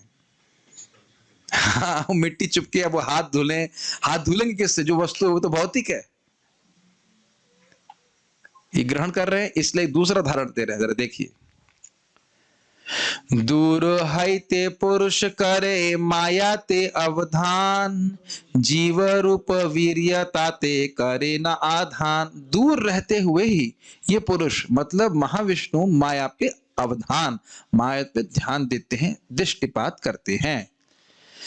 यानी माया का संपर्क महाविष्णु भी नहीं करते हैं, केवल देखते हैं। उदाहरण दिया गया था चुंबक और लोहे का। आप लोग बोर तो नहीं हो रहे हैं? समझ में आ रहा है? बोर हो रहने से अब मैं थोड़ा रुकने वाला हूं, पूरा श्लोक करने के बाद ही छोड़ा जाएगा आपको, ठीक है। यद गत्वा न निवर्तन्ते तद क्लासरूम ममा। जिस इस रूम में आने के बाद वापस नहीं जाता है, वैसा मेरा क्लासरूम है, ठीक है। जीव रूप वीर्य ताते करेन आधान। जिस प्रकार से एक पुरुष स्त्री में वीर स्थापना करता है जिससे बच्चा उत्पन्न होता है, अन्यथा बच्चा उत्पन्न नहीं हो सकता है, उसी प्रकार भगवान विभिन्न जीवों को प्रकृतिस्थ करते हैं, प्रकृति में स्थित करते हैं। और उसके बाद उनकी जैसे पहले की इच्छाएं होती हैं, कर्म होते हैं, उसके अनुसार उनको विविध रूप प्रदान होते हैं। सृष्टि जब पिछली बार समाप्त हुई थी, मतलब जब ब्रह्मा जी समाप्त हो गए, तब का रिकॉर्ड भगवान रखते हैं कि उसने क्या कर्म किए थे, क्या इच्छाएं थी। और फिर उसके बाद जब सृष्टि दोबारा होती है, मतलब इतना ही समय। तो जब भगवान सांस लेते हैं अंदर तो क्या होता है? सारे ब्रह्मांड अंदर। उसके बाद जब सांस छोड़ी, सारे ब्रह्मांड बाहर। तो जब बाहर आए, सृष्टि हुई, तो उसके बाद भगवान उनमें जीवों को स्थापित कर देते। हमारे दीन बंधु प्रभु कहते हैं प्रचार करना चाहिए। क्यों करना चाहिए? सामान्यतः व्यक्ति नॉर्मल सांस लेता है, होता है ना, जब सो रहा होता है तो उससे एक टाइमिंग होती है, लेकिन कभी कभी जल्दी सांस ले लेता है। तो यानी कि महाविष्णु का समय तो है प्रलय करने का, ठीक, लेकिन हो सकता है वो जल्दी सांस ले लें ऐसे करके, तो बेचारे को प्रलय हो जाए और उसके बाद उसको भगवान का धाम प्राप्त करने के लिए मतलब भगवान की भक्ति करने का मौका बहुत बाद मिले, है ना। मान लो भगवान महाविष्णु सांस ऐसे ले लिया और छोड़ा बहुत देर में, तो बहुत टाइम लगेगा ना। लेकिन भक्तों को ये जरूर सोचना चाहिए कि हमें कितने सालों के बाद भी गलत बोल गया, कितने करोड़ों जन्मों के बाद हमको भगवान की भक्ति का मौका मिला है, उसको छोड़ना नहीं चाहिए। ये बहुत गंभीर बात है। इन सारी बातों को सुन करके समझना चाहिए कि जीवन में कुछ भी महत्वपूर्ण नहीं है, सबसे महत्वपूर्ण है भगवान की भक्ति। तो ठीक है, अगर आप भौतिक जीवन जी रहे हैं, थोड़ा बहुत जीना पड़ रहा है, तो उसको एडजस्ट कीजिए ताकि आप भक्ति कर सको। भक्ति को मत एडजस्ट कीजिए ताकि आप भौतिक जीवन जी सकें। जनरली हम लोग भौतिक जीवन को एडजस्ट नहीं करना चाहते हैं। कुछ थोड़ा बहुत जूस मिल, कुछ 2-4 मिनट मिल गए भक्ति करने के लिए तो बस उसको लगाते हैं। नहीं, ऐसा नहीं करना चाहिए। जैसे इस क्लास में आए हो तो 1 घंटा कम से कम सो के आओ। क्लास सोने का समय नहीं है, समझ रहे हैं मेरी बात? ये सब क्लास में कोई बोलता नहीं है, लेकिन अगर आप यहाँ पे आकर सोएंगे तो फिर कोई मतलब, और नहीं भी सोए तो मन लगेगा नहीं, बुद्धि नहीं लगेगी। आप कोई नौकरी कर रहा है अलग बात है, लेकिन प्रेम कृष्ण प्रभु, अगर आप नौकरी नहीं कर रहे होते तो क्या आप आराम से क्लास का आनंद ले रहे होते कि नहीं? फ्रेश हैं, लेकिन कभी कभी आप थक भी जाते हो, इज इट नॉट? आप समझ रहे ना? तो ऐसा नहीं, अब इसके बाद भी आप बोल रहे थे ना कि क्लास सुनने के बाद भी लोग नौकरी करना चाहते हैं, तो करें का आपत्ति थोड़ी ना है। लेकिन वास्तवतः हम खुश तब होंगे जब अपने आध्यात्मिक जीवन को न एडजस्ट करके भौतिक जीवन को एडजस्ट करेंगे आध्यात्मिक जीवन के लिए, और नहीं तो पीछे मुड़कर देखेंगे तो नुकसान ही उठाया, यही सोचेंगे। कुछ भी हमने जो महत्वपूर्ण सोचा है इस जीवन में, उसकी कोई वैल्यू नहीं है। मैं एक व्यक्ति को बोल रहा था, वो कह रहे, वो पहले हमारे ब्रह्मचारी थे, बात शादी वादी कर ली, बात हो रही थी, कह रहे प्रभु जी आदत बन गई है लग्जरी चीजों को लेने के लिए। बोला जैसे मुझे चश्मा लूंगा तो 10,000 रुपए का लूंगा। तो मैं तो चेहरा देख रहा था, मैंने कहा भाई जब मैं इससे मिला तो मैं तो नहीं, मुझे तो नहीं लग रहा था कि जिसका चश्मा 10,000 रुपए का है, और जितना मुझे दिखाई पड़ता है उतना तुमको दिखाई पड़ता है। मैंने कहा तो तुम वास्तवतः अधिक सुख तो नहीं प्राप्त कर रहे हो, है ना? नहीं कर रहे हैं ना? तो ये तो गलत इन्वेस्टमेंट हुआ ना। आपको वही वस्तु मिल रही है और पैसा उतना अधिक लग रहा है, तो मूर्खता हुई ना, बुद्धिमानी तो नहीं हुई ना? नहीं। और इसके लिए हमें फिर क्या 10,000 रुपए फ्री के आते हैं? कितनी मेहनत करनी पड़ती है उसके लिए। तो जो बुद्धिमान व्यक्ति है वो लेजी होता है और इंटेलिजेंट होता है, कम से कम काम करना पड़े, और बुद्धिमान इसमें कि भगवान की भक्ति में अधिक से अधिक कर सकूं। Does it make sense? मैं सब बात इसलिए बोल रहा हूं कि ये इस ऊपर वाले टाइम फ्रेम में से जाने का प्रयास कीजिए। और अब मैं सही बताऊं, अब मैं किसी की मटेरियल काउंसलिंग नहीं करना चाहता। एक डिवोटी बोले प्रभु जी आप बोल रहे थे पीएचडी करो, मैंने कहा मैं नहीं बोल रहा था, आप बोल रहे थे इसलिए मैंने बोला कि आप पढ़ो। ये बात समझ रहे हैं? ऐसे व्यक्ति बोले हम एक संतान ग्रहण करना चाहते हैं, हमने कहा जो करना है करो, हरे कृष्ण मंत्र जपो। Does it make sense? I am not here for material counseling. Nothing is important for me. कोई व्यक्ति जो कुछ करना चाहता है करे। अगर उसके पास इतनी बुद्धि नहीं है कि मुझे अपना जीवन भगवान की भक्ति में लगाना है, तो ठीक है, दुख भोग के समझो कि भक्ति अभी दुख भोगो, उसके बाद समझो। ये मैंने अब खूब होते हुए देख लिया। किसी को समझाने से कुछ होता नहीं है। हर व्यक्ति अपने कर्मानुसार चल रहा है। उसको बस इतनी बुद्धि अगर आ जाए कि मुझे उठ के 16 माला करना है, तो ठीक बुद्धि आ गई, नहीं तो दुख भोग के समझो। मैं नहीं समझा पा रहा हूँ, साधु नहीं समझा पा रहे हैं, भगवान नहीं समझा पा रहे हैं, तो आंटी समझाएंगी। आंटी का नाम पता है परशुराम प्रभु को? माया देवी। और उनके पास एक त्रिशूल भी है, और भोग भोग के समझाएंगी, ये ले बेटा तू दुख ले, दुख भोग। तब समझ में आएगा, अरे हाँ प्रभु जी सही कहते थे, आंटी अच्छी नहीं है। लेकिन आंटी पे बड़ा विश्वास, क्या किया जाएगा? दुलार नहीं करती है आंटी, खूब पिटाई। प्रभुपाद जी कहते हैं देखिए गलत, ये गलत बोल गए, ये माया के एजेंट है। कह रहे हैं आंटी प्रेम करते हैं। ये अब मैं बहुत गंभीर बात बोल रहा हूँ। प्रभुपाद जी कहते हैं माया, ये जो माया के बारे में बात आ रही, माया की गुण एकदम कोल्ड है। कोई बच्चा गिर जाए छत से तो माया कहेगी इसकी हड्डी नहीं तोड़नी चाहिए, बोलेगी ऐसा? कोई बच्चा अग्नि में हाथ डाल देगा तो बोल देगा कि नहीं इसको जलाना नहीं चाहिए? एकदम कोल्ड, कोई सुनवाई नहीं है। तो खैर ये सब हम बातें बोल रहे हैं कि माया बहुत अच्छी वस्तु नहीं है और जड़ है, उस पे भगवान, इसलिए भगवान देखना भी नहीं चाहते। ये भी हाँ सोच रहा था, जिसको भगवान कृष्ण देखना भी नहीं चाहते उसको हम क्यों देखना चाहते हैं? ना सिर्फ देखना चाहते हैं, इन्वेस्टिगेट करना चाहते हैं अंदर से जाकर के, बड़ा अच्छा है वस्तु। आज एक भक्त का देखो हाथ जल गया था, स्किन हल्की सी निकल गई तो ढक के रखे हुए थे, क्यों देख भी नहीं सकते हम उस पर। आप समझ रहे हैं, हमारे डिपार्टमेंट में व्यक्ति का हाथ जल गया था। तो ये सब बातें सोचना चाहिए। थोड़ा सा मैं ड्रिफ्ट कर गया, मैं खाली बात ये बोलना चाहता हूं कि भगवान माया पे ध्यान भी नहीं देते हैं, और इस इटर्नल फ्रेम से देखना चाहिए। हमारे यहाँ पे जो आवश्यक है शरीर चलाने के लिए कर लेना चाहिए, लेकिन शरीर किस लिए चलाना है? ताकि हम भगवान की भक्ति कर सकें। तो क्या भगवान जीवों को इसमें स्थापित करते। एक अंग भास करे माया ते मिलन, माया है ते जन्म तबे ब्रह्मांडेर गण। एक अंग आभास से, आभास समझ रहे हैं?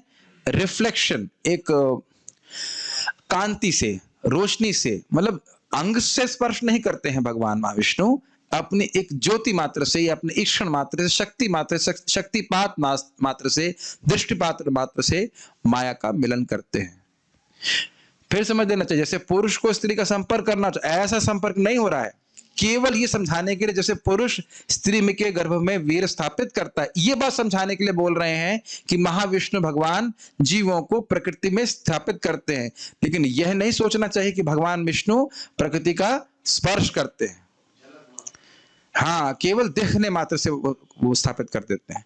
तो अब कोई कह रहा है हम कैसे माने भगवान विष्णु भगवान कृष्ण हमारा भोग स्वीकार करते हैं? अरे भैया देख देख के सारा काम करते रहे तो खा नहीं सकते श्रीनाथ जी प्रभु जी, है कि नहीं?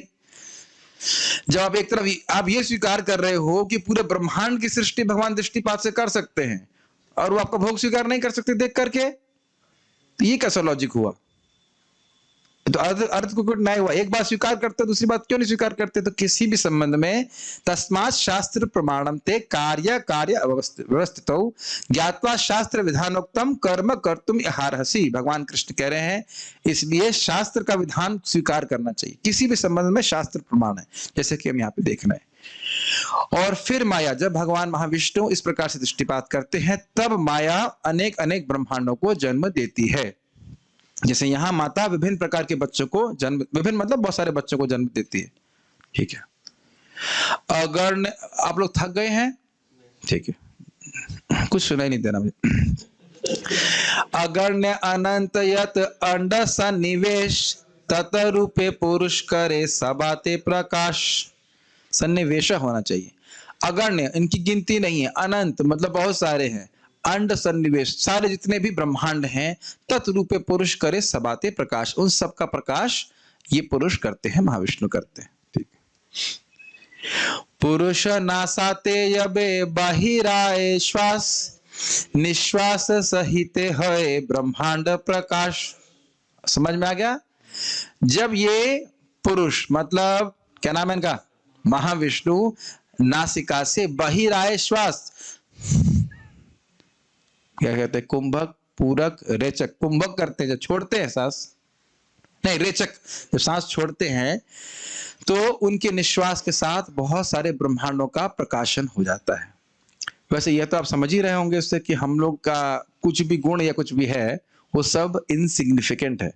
जब ब्रह्मांड ही भगवान खाली अनुलोम विलोम प्राणायाम के द्वारा प्रकट कर दे रहे तो हमारी क्या स्थिति है? पुनरपि, अब प्रलय कैसे होता है? पुनरपि श्वास जब प्रवेश अंतरे श्वास सह ब्रह्मांड पैशे पुरुष शरीर। जब अंदर लेते हैं तब क्या होता है? सारे ब्रह्मांड उनके अंदर प्रवेश कर जाते हैं और पुरुष उस पुरुष के शरीर में प्रवेश कर देते हैं। श्लोक एक ही, 90 श्लोक की व्याख्या चल रही है, अलग नहीं हो रहा है। ठीक है, दिख रहे हैं महाविष्णु आपको? अरे आप लोग को विष्णु दिखने लग गए, एटलीस्ट फोटो के रूप में। महाविष्णु बीच में है और उनके श्वास प्रश्वास से अनंत ब्रह्मांड प्रकट हो रहे हैं, दिख रहे हैं आपको?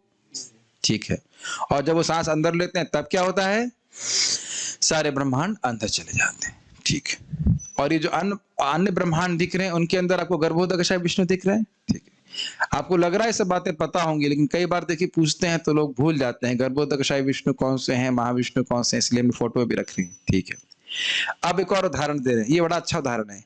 गवाक्षेर रंध्रे ये नात्र स्रेणु छाले पुरुषेर लोम रूपे ब्रह्मांडेर जाले।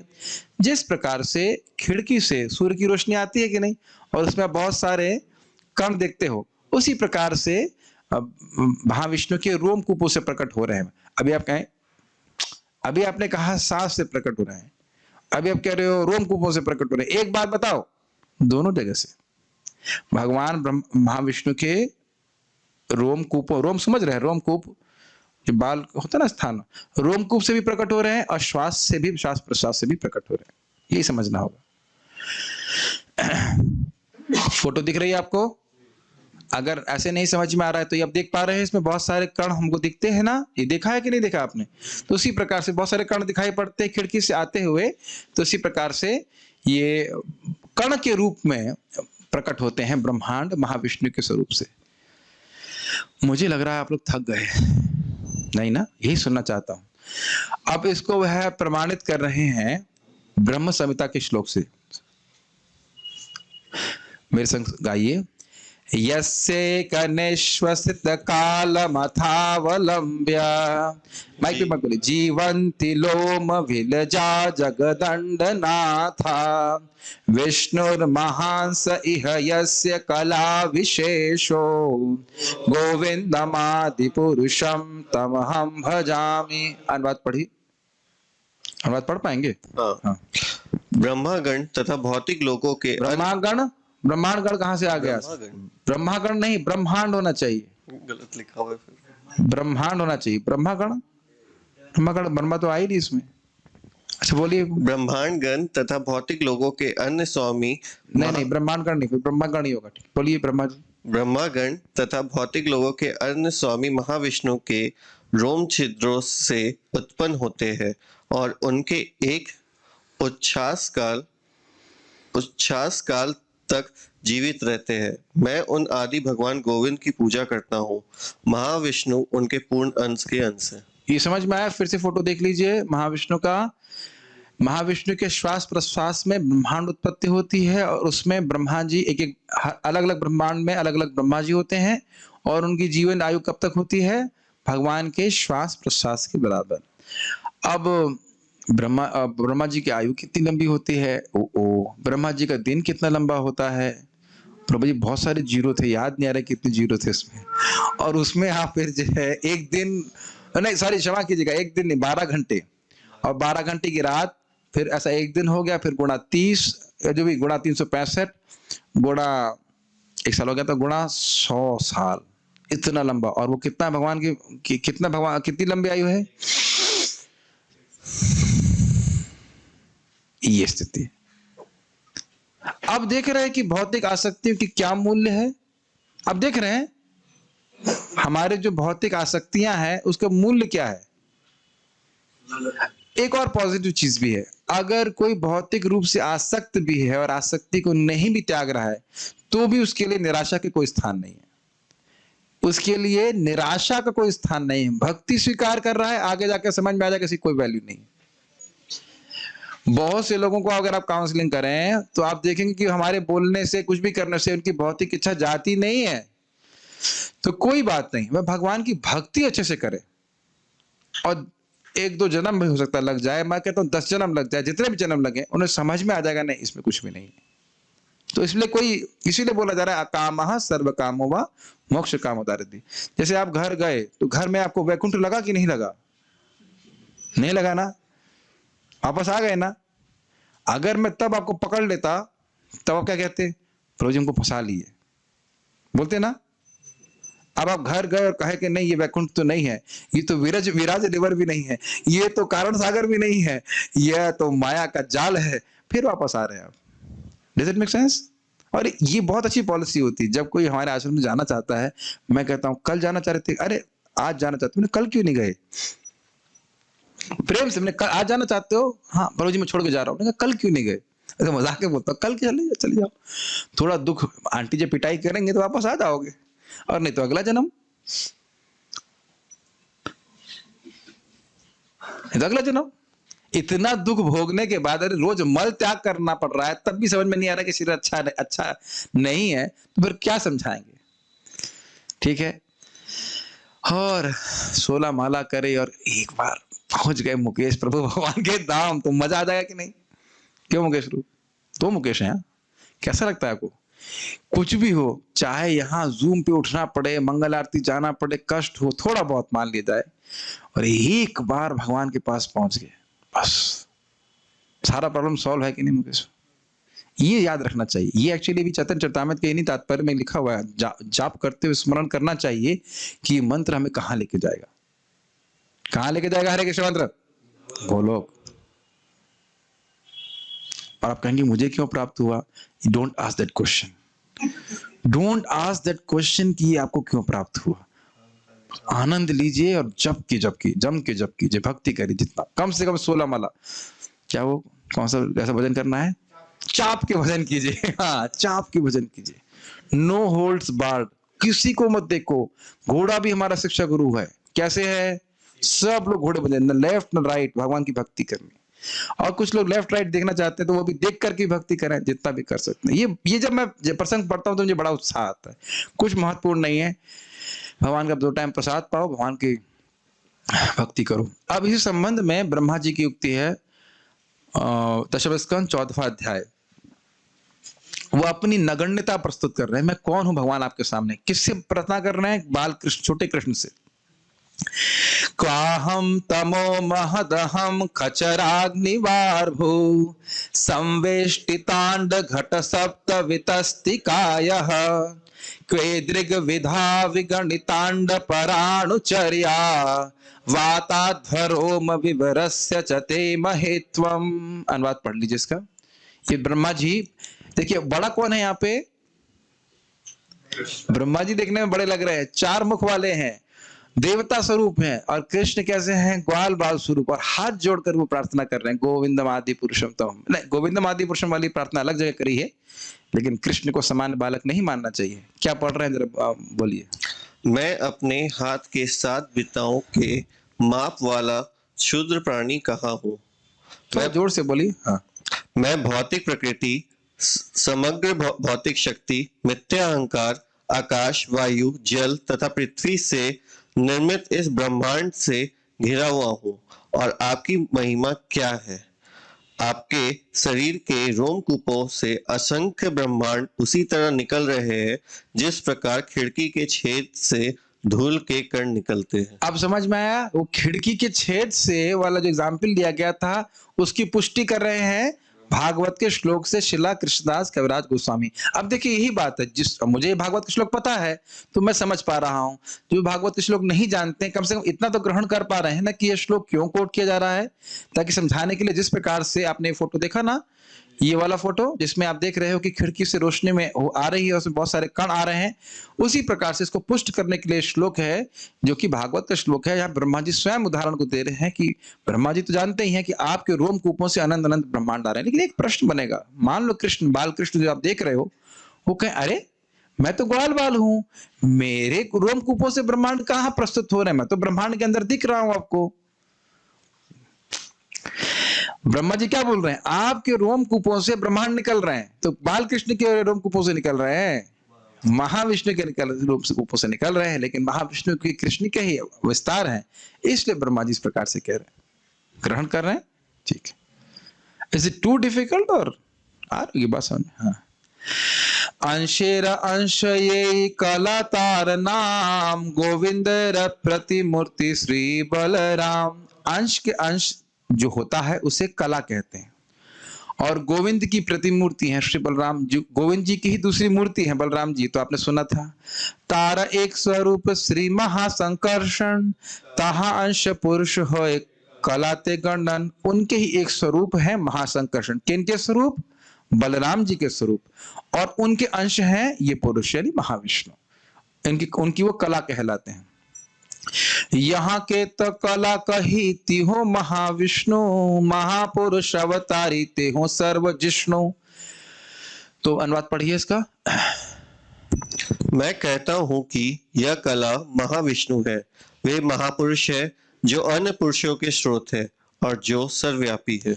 तो बात केवल महाविष्णु पे समाप्त नहीं हो रही है, महाविष्णु से अन्य 2 विष्णु और अन्य सारे अवतार जो इस जगत में आते हैं वो हैं। अब मैं जो प्रश्न किया गया उसका उत्तर दे देता हूं। विस्तार और अवतार में अंतर क्या है?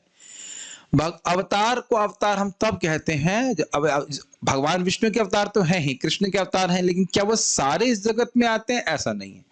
तो जब अवतरति इति अवतार, जब भगवान के धाम से भगवान के जो विस्तार हैं इस जगत में आते हैं, तब उनको अवतार कहा जाता है। इसलिए पुरुषावतार कह रहे हैं, क्योंकि पुरुषावतार के द्वारा जगत की सृष्टि हो रही है। समझ रहे हैं? ग्रहण कर रहे हैं इस बात को? अवतरति इति अवतार, जो आध्यात्मिक जगत से इस भौतिक जगत में अवतरण करते हैं, बंधन में नहीं पड़ते हैं, अवतरण, he descends, then he is called avatar. अवतार विस्तार में अंतर समझ में आ रहा है? भगवान नारायण जगत में नहीं आते हैं, उनके विस्तार है पुरुषावतार। तो पुरुषावतार उनके विस्तार हैं, लेकिन जगत से संबंधित है, इसलिए उनको अवतार कहा जा रहा है। समझ में आया? ओके। जिष्णु, जिष्णु शब्द का अर्थ क्या है यहाँ पे? शक्तिशाली, जहां तक मैं समझ में आता है। पेज नंबर श्लोक सर्वव्यापक। हाँ, वो महाविष्णु अपने आप को विस्तारित करके सब जगह व्याप्त रहते हैं। मुझे पता है कि टफ हो रहा है, लेकिन मैं थोड़ा सा कैसा हूं? निर्मम हूं। निर्मम मतलब दया नहीं आ रही मुझे, तो इसलिए मैं सुनाता जा रहा हूं। समझ में आ रहा है? अब आप एक महाविष्णु को तो समझ लिए, प्रभु जी वही ग्रहण नहीं हो रहा था। नहीं, अभी हम 2 विष्णु और समझाएंगे। जब मैंने पहली बार सुना तो मेरा दिमाग बाउंस हो गया, 3 विष्णु, वाओ! हमने तो आज तक केवल एक ही विष्णु के बारे में सुना था। तो अब वो किस प्रकार से विस्तारित करते हैं देखिए। कौन विस्तारित कर रहे हैं? महाविष्णु। गर्भोद क्षीरोद शाई दोहे पुरुष नाम, से दुई यार अंश विष्णु विश्वधाम। गर्भोदशाई और क्षीरोदकशाई 2 पुरुष के नाम है। पहले महाविष्णु अपने आप को विस्तारित करते हैं गर्भोदकशाई विष्णु के रूप में, और वह अपने आप को विस्तारित करते हैं क्षीरोदकशाई विष्णु के रूप में। और ये सब किनके अंश हैं? महाविष्णु के अंश हैं, और ये विश्व के धाम है। तो अब आप ये एक स्पेशल बात देख रहे थे कि कारणशाही विष्णु के श्वास प्रश्वास से ब्रह्मांड प्रकट हो रहे हैं, ठीक? उन ब्रह्मांडों में भगवान अपने आप को गर्भोदकशाय विष्णु के रूप में विस्तारित करते हैं। अब उनकी एक विशेषता देख रहे हैं आप। क्या विशेषता देख रहे हैं? देखने में तो ये महाविष्णु जैसे ही लग रहे हैं और मोटा मोटी। क्या विशेषता देख रहे हैं? दिख नहीं रहा है फोटो में कुछ विशेष। इतना समझाने के बाद भी आपको लगेगा प्रभु जी वही बातें बोल रहे हैं, फिर भी कोई नहीं समझ पा रहा है कि गर्भोदकशाय विष्णु में क्या विशेषता देख रहे हैं। इतनी बात नहीं बोल पा रहे इतनी देर से अभी। अच्छा, गर्भोदकशाई विष्णु ही वही विष्णु हैं जो ब्रह्मा जी के पिता हैं। क्षीरोदकशाई विष्णु से भगवान ब्रह्मा जी की उत्पत्ति नहीं होती है। गर्भोदकशाई विष्णु ऐसे देख रहे से मैं पहली बार बोल रहा हूं, नहीं समझ पा रहे हैं। ब्रह्मांड का अंड, उसके आधे भाग में जल भरा हुआ है, वहां पे ये भगवान गर्भोदकशाय विष्णु, गर्भ के जल में शयन करने वाले विष्णु निवास कर रहे हैं, और उनकी नाभि कमल से ब्रह्मा जी की उत्पत्ति। अब मैं बन जाता हूं नास्तिक।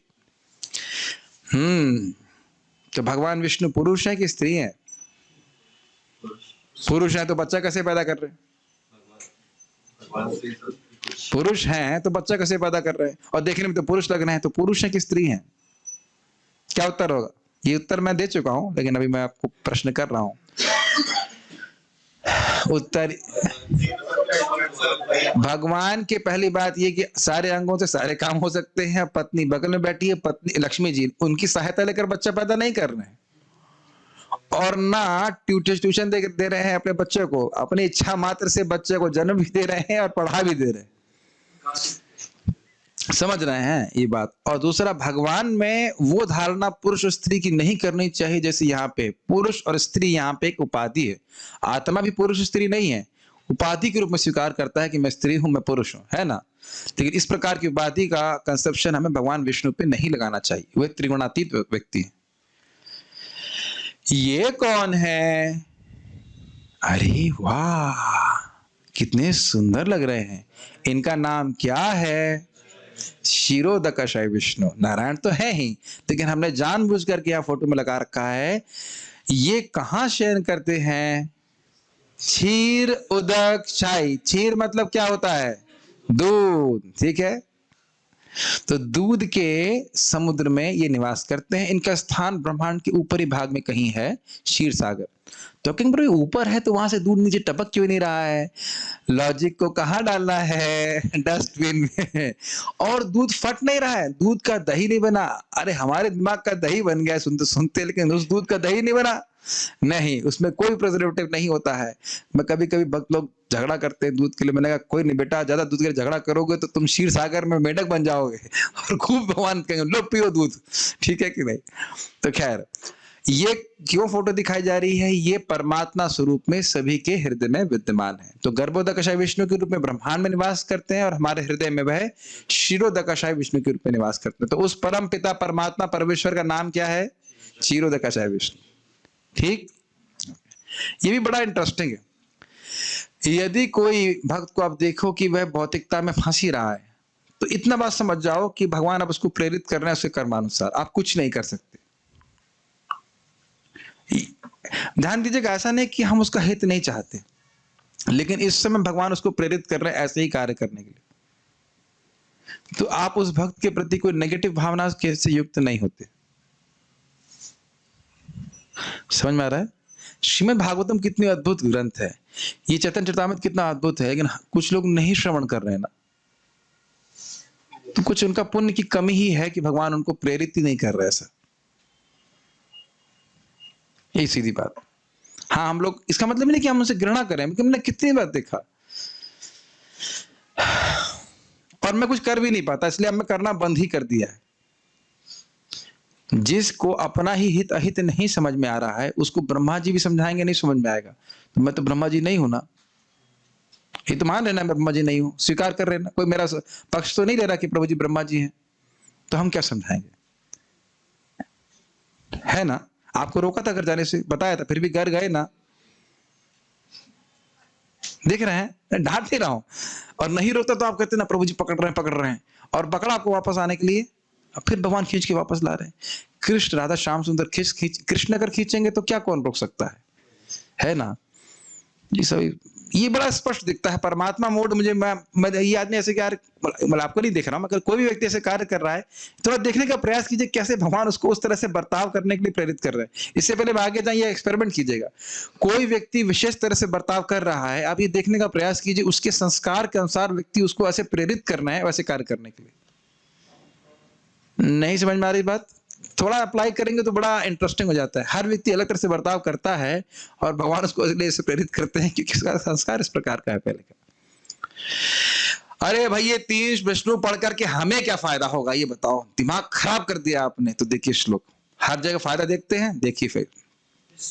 विष्णुस्तु त्रीणि रूपाणि पुरुषाख्यान्यथो विदुः एकं तु महतः सृष्ट द्वितीयं तु अंड संस्थितम् तृतीयं सर्वभूतस्थं तानि ज्ञात्वा विमुच्यते त्यानि ज्ञात्वा विमुच्यते तानि ज्ञात्वा विमुच्यते। ये फायदा है। विष्णुस्तु त्रीणि रूपाणि, विष्णु के 3 स्वरूप होते हैं इस जगत में। पुरुषाख्या अन्य अथो विदु, इसको उनको विद्वान जन पुरुष अवतार के रूप में जानते हैं। तीनों ही पुरुष अवतार हैं। एकम तु महतः सृष्ट, एक तो इस महान जगत की सृष्टि करते हैं, क्या नाम है, महाविष्णु। द्वितीयम तु अंड संस्थितम, दूसरे इस ब्रह्मांड में स्थित होते हैं, क्या नाम हुआ, गर्भोदकश विष्णु। तृतीयम सर्वभूतस्थम, तीसरे सभी जीवों में और सभी वस्तुओं में सर्वव्यापी हैं, क्या नाम हुआ, क्षीरोदकश विष्णु। त्यानि ज्ञात्वा विमुच्यते, जो इन तीनों को जान लेता है वह भौतिक बंधन से मुक्त हो जाता है। अब समझ में आया कितनी मेहनत कर रहे थे हम, ठीक। यद्यपि कहे तार कृष्णेर कलाकारी मत्स्य कूर्माद्य अवतारती हो अवतारी। पढ़िए अनुवाद। यद्यपि कारुण्यशायी विष्णु को भगवान कृष्ण की कला कहा जाता है, किंतु वे मत्स्य कूर्म तथा अन्य अवतारों के उद्गम है। हाँ, तो समझना ये होगा कि जो महाविष्णु है, भले ही इन्हें कृष्ण की कला कहा जा रहा है, अंश कहा जा रहा है, लेकिन सारे अवतार जो इस जगत में आते हैं वह किसके स्रोत, वह उनको किससे आते हैं, महाविष्णु से कहिए या कारणोदकश विष्णु से कहिए, क्षीरोदकश विष्णु से कहिए या गर्भोदकश विष्णु से कहिए, वो तीनों एक ही व्यक्ति हैं, अलग नहीं है। समझ रहे हैं ना मेरी बात। लेकिन भगवान कृष्ण नहीं आते हैं। अब इसकी व्याख्या तो हम जब अभी भागवत कंटिन्यू करेंगे और तीसरे अध्याय पे पहुंचेंगे तो उसकी व्याख्या वहां पे की जाएगी। तो ये अवतारी हैं सारे अवतारों के जो इस जगत में आते हैं, लेकिन भगवान कृष्ण बलराम के अवतार उनसे नहीं आते हैं। भगवान श्री राम भी महाविष्णु के द्वारा नहीं आते हैं। वो कुछ अवतार ऐसे हैं जो डायरेक्ट आध्यात्मिक जगत से आते हैं और बाकी सारे अवतार महाविष्णु के ही विस्तार हैं। जैसे आप बोल रहे हैं मत्स्य कूर्म आदि, कौन सी भाषा बोल रहा हूं मैं, ठीक, आगे पढ़ लेते हैं। इसको पुष्ट कर रहे हैं। एते चांश कलह पुंसः कृष्णस्तु भगवान स्वयं इंद्रारि व्याकुलम लोकम मृडयन्ति युगे युगे। एते च अंशः कला पुंसः, ये जितने भी अवतार हैं, सूत गोस्वामी अवतारों का वर्णन करेंगे तीसरे अध्याय में प्रथम स्कंद में, और कह रहे हैं ये जितने भी अवतार हैं ये सब किसके कला हैं, अंश हैं, महाविष्णु के। मुझे पता था गड़बड़ करेंगे, ये पुंसा शब्द महाविष्णु के लिए आ रहा है, या गर्भोदकश विष्णु या क्षीरोदकश विष्णु। कृष्णस्तु भगवान स्वयं, क्योंकि सूत गोस्वामी जी को घबराहट हो गई कि मैंने अब कृष्ण को भी अन्य अवतारों में जोड़ दिया, तो कहीं यह ना सोचने लग जाए कि कृष्ण भी महाविष्णु के अवतार हैं। इसलिए कह रहे हैं एते चांस कला पुंसा, जितने भी अवतार हैं ये सब भगवान पुंसः यानी कि भगवान महाविष्णु के अवतार हैं, लेकिन कृष्णस्तु भगवान स्वयं, कृष्ण तो स्वयं भगवान हैं, वह इनके अवतार नहीं है, ये समझना होगा। और ये सब क्यों आते हैं? इंद्रारि व्याकुलम लोकम, इंद्र के शत्रुओं से जब लोक व्याकुल हो जाते हैं, मृडयंत युगे युगे, युग युग में अवतार होते रहते हैं। तो यहाँ हम प्रमाणित कर रहे हैं कि महाविष्णु से ही सारे अवतार आते हैं। इसको हम लोग डिटेल में चर्चा करेंगे जब भागवत पढ़ेंगे। बस 20 एक श्लोक और हैं। से पुरुष सृष्टि स्थिति प्रलय कर्ता, नाना अवतार करे जगतेर भरता। वही पुरुष मतलब महाविष्णु सृष्टि स्थिति प्रलय के करने वाले हैं और नाना अवतार उनसे आते हैं और जगत का भरण पोषण करने वाले हैं। तो यहाँ महाविष्णु का ही वर्णन हो रहा है कितने महान हैं, और ये दिखाने के लिए कि वह नित्यानंद प्रभु के अंश हैं, इसके द्वारा नित्यानंद प्रभु की महिमा का वर्णन हो रहा है। सृष्टि आदि निमित्ते ये अंशेर अवधान, सहित अंशेर कही अवतार नाम। जरा बोलिए इसका अनुवाद। सृजन, पालन तथा संहार के निमित्त प्रकट होने वाले भगवान के अंश जो महापुरुष के नाम से जाने जाते हैं, अवतार कहलाते हैं। समझ में आया? सृष्टि आदि के लिए जो भगवान अपने आप को विस्तारित करते हैं महाविष्णु आदि के रूप में, तो वो अवतार कहलाते हैं। अन्य जितने विष्णु स्वरूप है वो विस्तार उनके हैं, महाविष्णु में विस्तार हैं, लेकिन जब वह सृष्टि आदि के लिए विस्तारित करते हैं भगवान अपने आप को, तो उन्हें अवतार कहा जाता है। ठीक, ओके। आद्य अवतार महापुरुष भगवान, सर्व अवतार बीज सर्वाश्रय धाम। तो ये आदि अवतार हैं। कौन आदि अवतार है? महापुरुष महाविष्णु भगवान है ये। और सर्व अवतार बीज, बाकी सभी अवतारों के बीज हैं, क्योंकि गर्भोदकश विष्णु भी कारणोदकश विष्णु से ही विस्तारित होते हैं। जो सारे अवतारों के बीज कौन है? महाविष्णु भगवान। और सर्वाश्रय धाम, सभी के आश्रय हैं, सभी के धाम है। आद्यो अवतार पुरुषः परस, ये तो संस्कृत, सॉरी। आद्यो अवतार पुरुषः परस्या कालः स्वभावः सदसन्मनश्च, द्रव्यं विकारो गुण इंद्रियाणि विराट स्वराट स्थास्नुचरिष्णु भूम्नः। अनुवाद पढ़िए। बस बेसिकली इस बात को पुष्ट कर रहे हैं, जो अभी बंगाली बोली है उसको संस्कृत से पुष्ट कर रहे हैं। यस। पुरुष महाविष्णु पूर्ण पुरुषोत्तम भगवान के प्रमुख अवतार है। काल, स्वभाव, प्रकृति, कार्य कारण के रूप में मन, भौतिक तत्व, मिथ्या अहंकार, प्रकृति के गुण, इंद्रिया, विराट रूप, पूर्ण स्वतंत्रता तथा चर और अचर प्राणी अन्यथा उनके ऐश्वर्य रूप में प्रकट होते हैं। समझ में? इस श्लोक का अर्थ यह है कि जगत की जो कोई जो वस्तु है वह इस आदि अवतार भगवान महाविष्णु से ही प्रकट होती है। तो ये प्रमाणित कर रहे हैं कि आदि अवतार कौन है? महाविष्णु भगवान, और वह भगवान कृष्ण के अंश हैं। ठीक, ये श्लोक भी आप आगे सीखने वाले हो। ये 1.3.1 है जहां तक मुझे स्मरण आ रहा है। जगृहे पौरुषम रूपम भगवान महदाधिभिः संभूतम षोडशकलम आदौ लोक शीर्षया। यहाँ पे भी भगवान महाविष्णु का वर्णन हो रहा है, पढ़िए। सृष्टि के प्रारंभ में भगवान ने भौतिक सृष्टि के समस्त अवयवों के साथ पुरुष अवतार के रूप में अपना विस्तार किया। सर्वप्रथम उन्होंने सृष्टि के लिए उपयुक्त 16 प्रधान शक्तियों का सृजन किया। ऐसा उन्होंने भौतिक ब्रह्मांडों को प्रकट करने के उद्देश्य से किया। ये उदाहरण आपको समझ में आया था? मैंने बताया था कर्णामृत प्रभु प्रवेश कर रहे हैं और अपनी शक्तियों के संग डिवोटी किचन चला रहे हैं। तो उससे पहले डिवोटी किचन 6 बजे से पहले नहीं चलता है। तो जब डिवोटी किचन खुलने का समय आता है तो प्रभु जी प्रवेश करते हैं, उनकी शक्तियां भी प्रवेश करती हैं और उसके बाद वह सृष्टि करना शुरू करते हैं अलग अलग। ठीक है ना? तो उसी प्रकार से भगवान महाविष्णु जो है वह भगवान कृष्ण अपने आप को महाविष्णु के रूप में विस्तारित करते हैं। क्या हो गया? और वो जगत की सृष्टि करते हैं अपनी शक्तियों के साथ। ठीक है, ये सब श्लोक क्यों दिए जा रहे हैं? ये दिखाने के लिए भगवान महाविष्णु ही भगवान कृष्ण के आदि अवतार हैं। अवतार का मतलब ही हुआ उसका भौतिक जगत से संबंध होगा। सबसे पहले अवतार महाविष्णु है। महाविष्णु अवतार, विस्तार है बलराम जी, अवतार है आदि विस्तार बलराम जी, आदि अवतार महाविष्णु। अवतार और विस्तार में अंतर समझ रहे होंगे। ठीक है।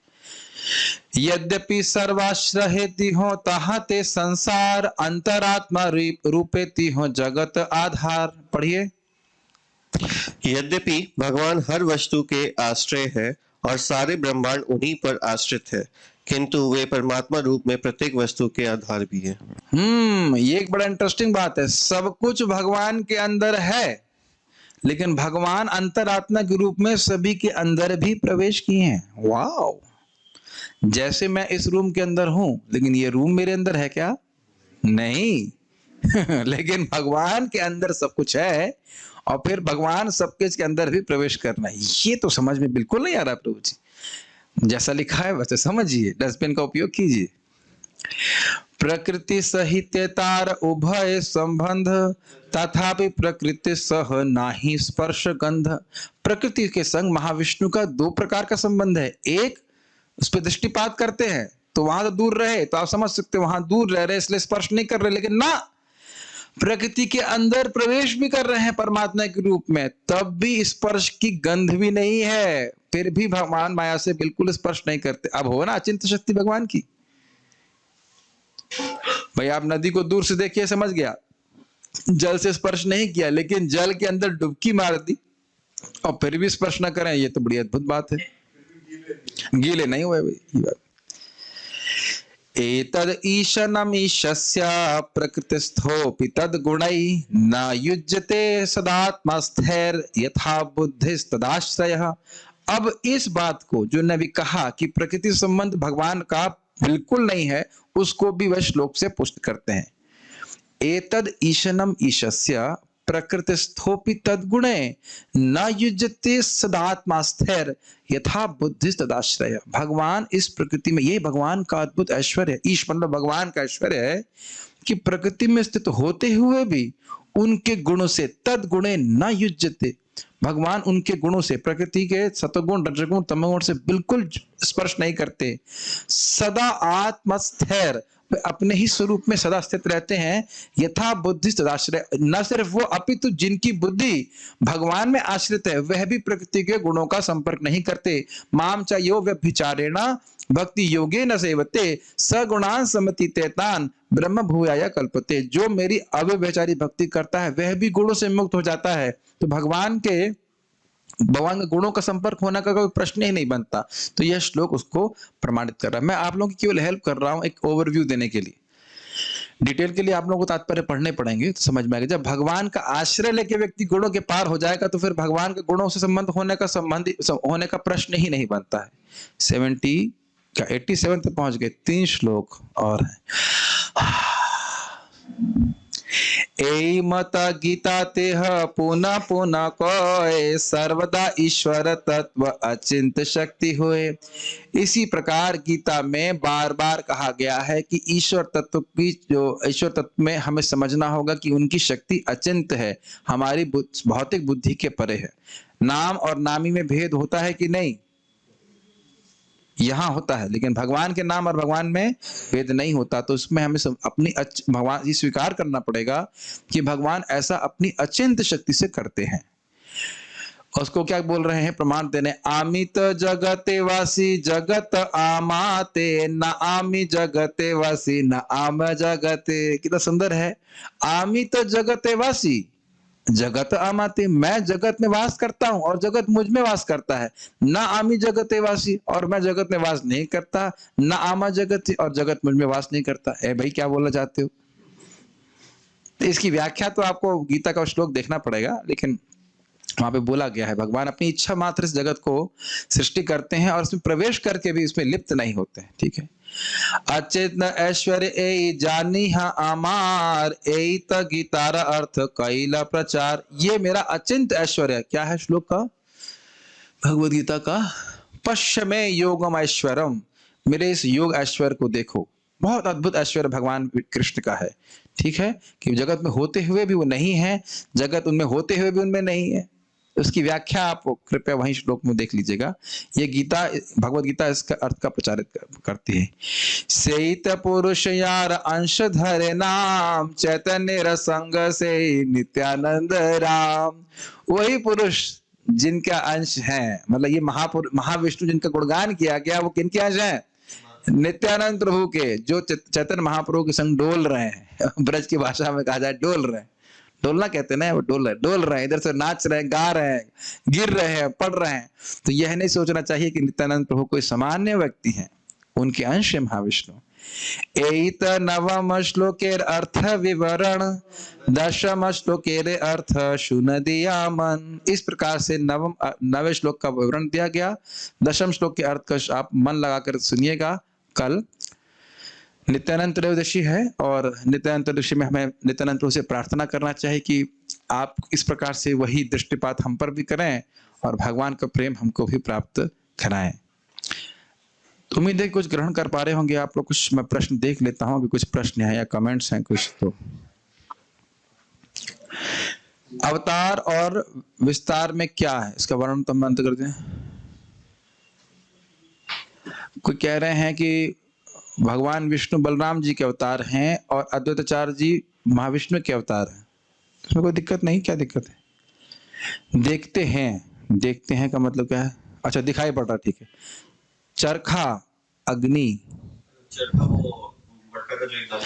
प्रश्न वो बोल रहे हैं कि क्या महाविष्णु इस समय सांस छोड़ रहे हैं? हाँ, क्योंकि सृष्टि है इसलिए सांस छोड़ी हुई है। ओह, सांस छोड़ ही रहे हैं कि सांस छोड़ी हुई है, इतना सब सोचने की जरूरत नहीं है।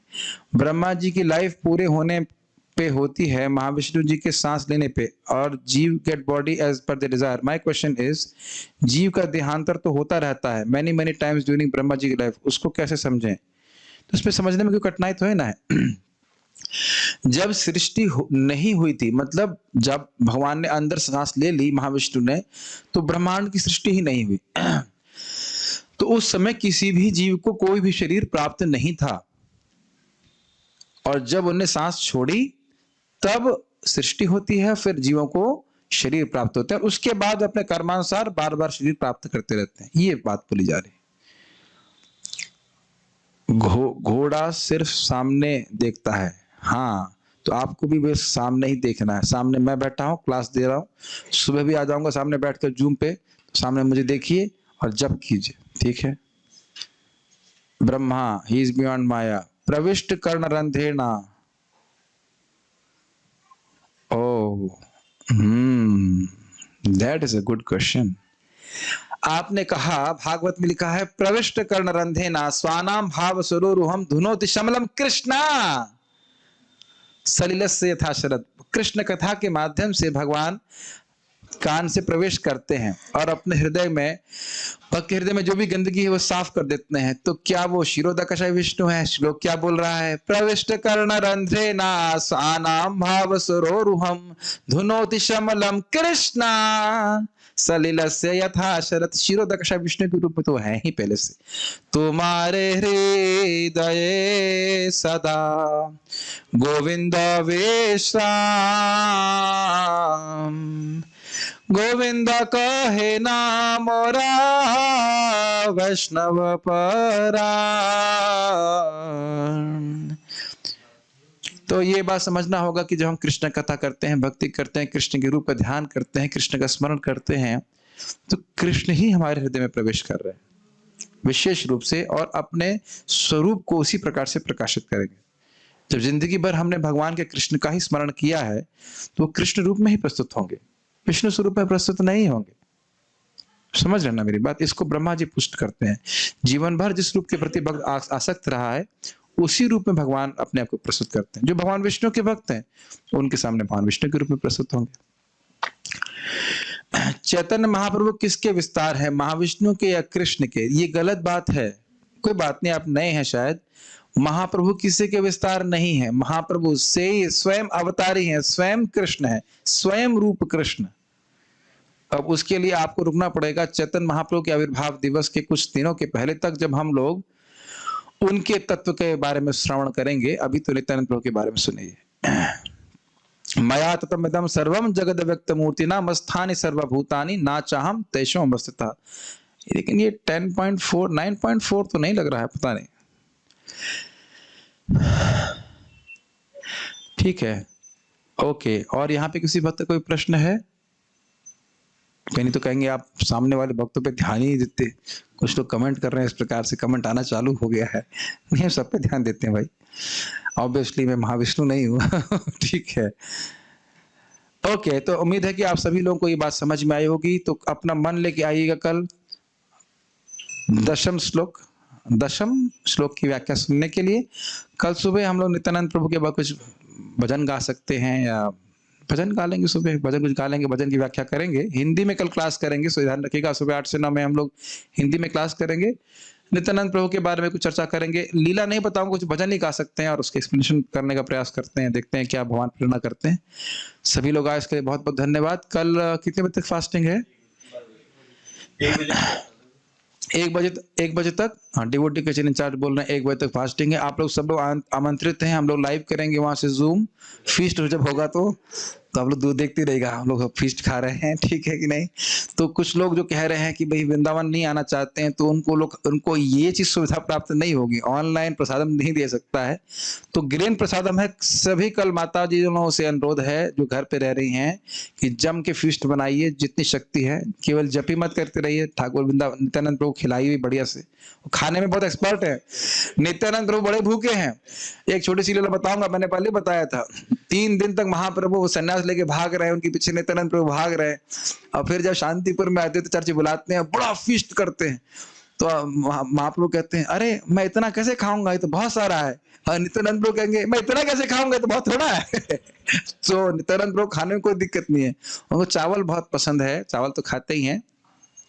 स्पेशल वो चावल, एक छोटा सा पास टाइम बोल के रुकता हूँ। इसे एक बहुत विशेष चावल लेकर के नित्यानंद प्रभु आते हैं, और गदाधर पंडित पुरी में, और घी डाल करके, गाय का बढ़िया घी डाल करके राइस पे एकदम खूब भाप पट रही होती है, और इमली के पत्ते की चटनी बनाते हैं गदाधर पंडित जी। गदाधर पंडित जी स्वयं श्रीमती राधा रानी है। तो ये दोनों फीस्ट कर रहे होते हैं, और महाप्रभु दौड़ के आते, कहते हैं तुम लोग फीस्ट कर रहे हो और मुझे बुला भी नहीं रहे हो। इस प्रकार से खाने पीने की बातें होती है। तो आप लोग बढ़िया सा बासमती राइस बनाइए घी डाल करके गाय का, और उनको अर्पित कीजिए। बहुत प्रसन्न होते हैं नित्यानंद प्रभु। और यही आशीर्वाद उनसे मांगिए कि भगवान नित्यानंद नमस्तुभ्या प्रेमानंद प्रदायिने कलौ कल्मष नाशाय जहान्व प्रते नमः। नित्यानंद नमस्तुभ्या, मैं नित्यानंद प्रभु को नमस्कार करता हूँ।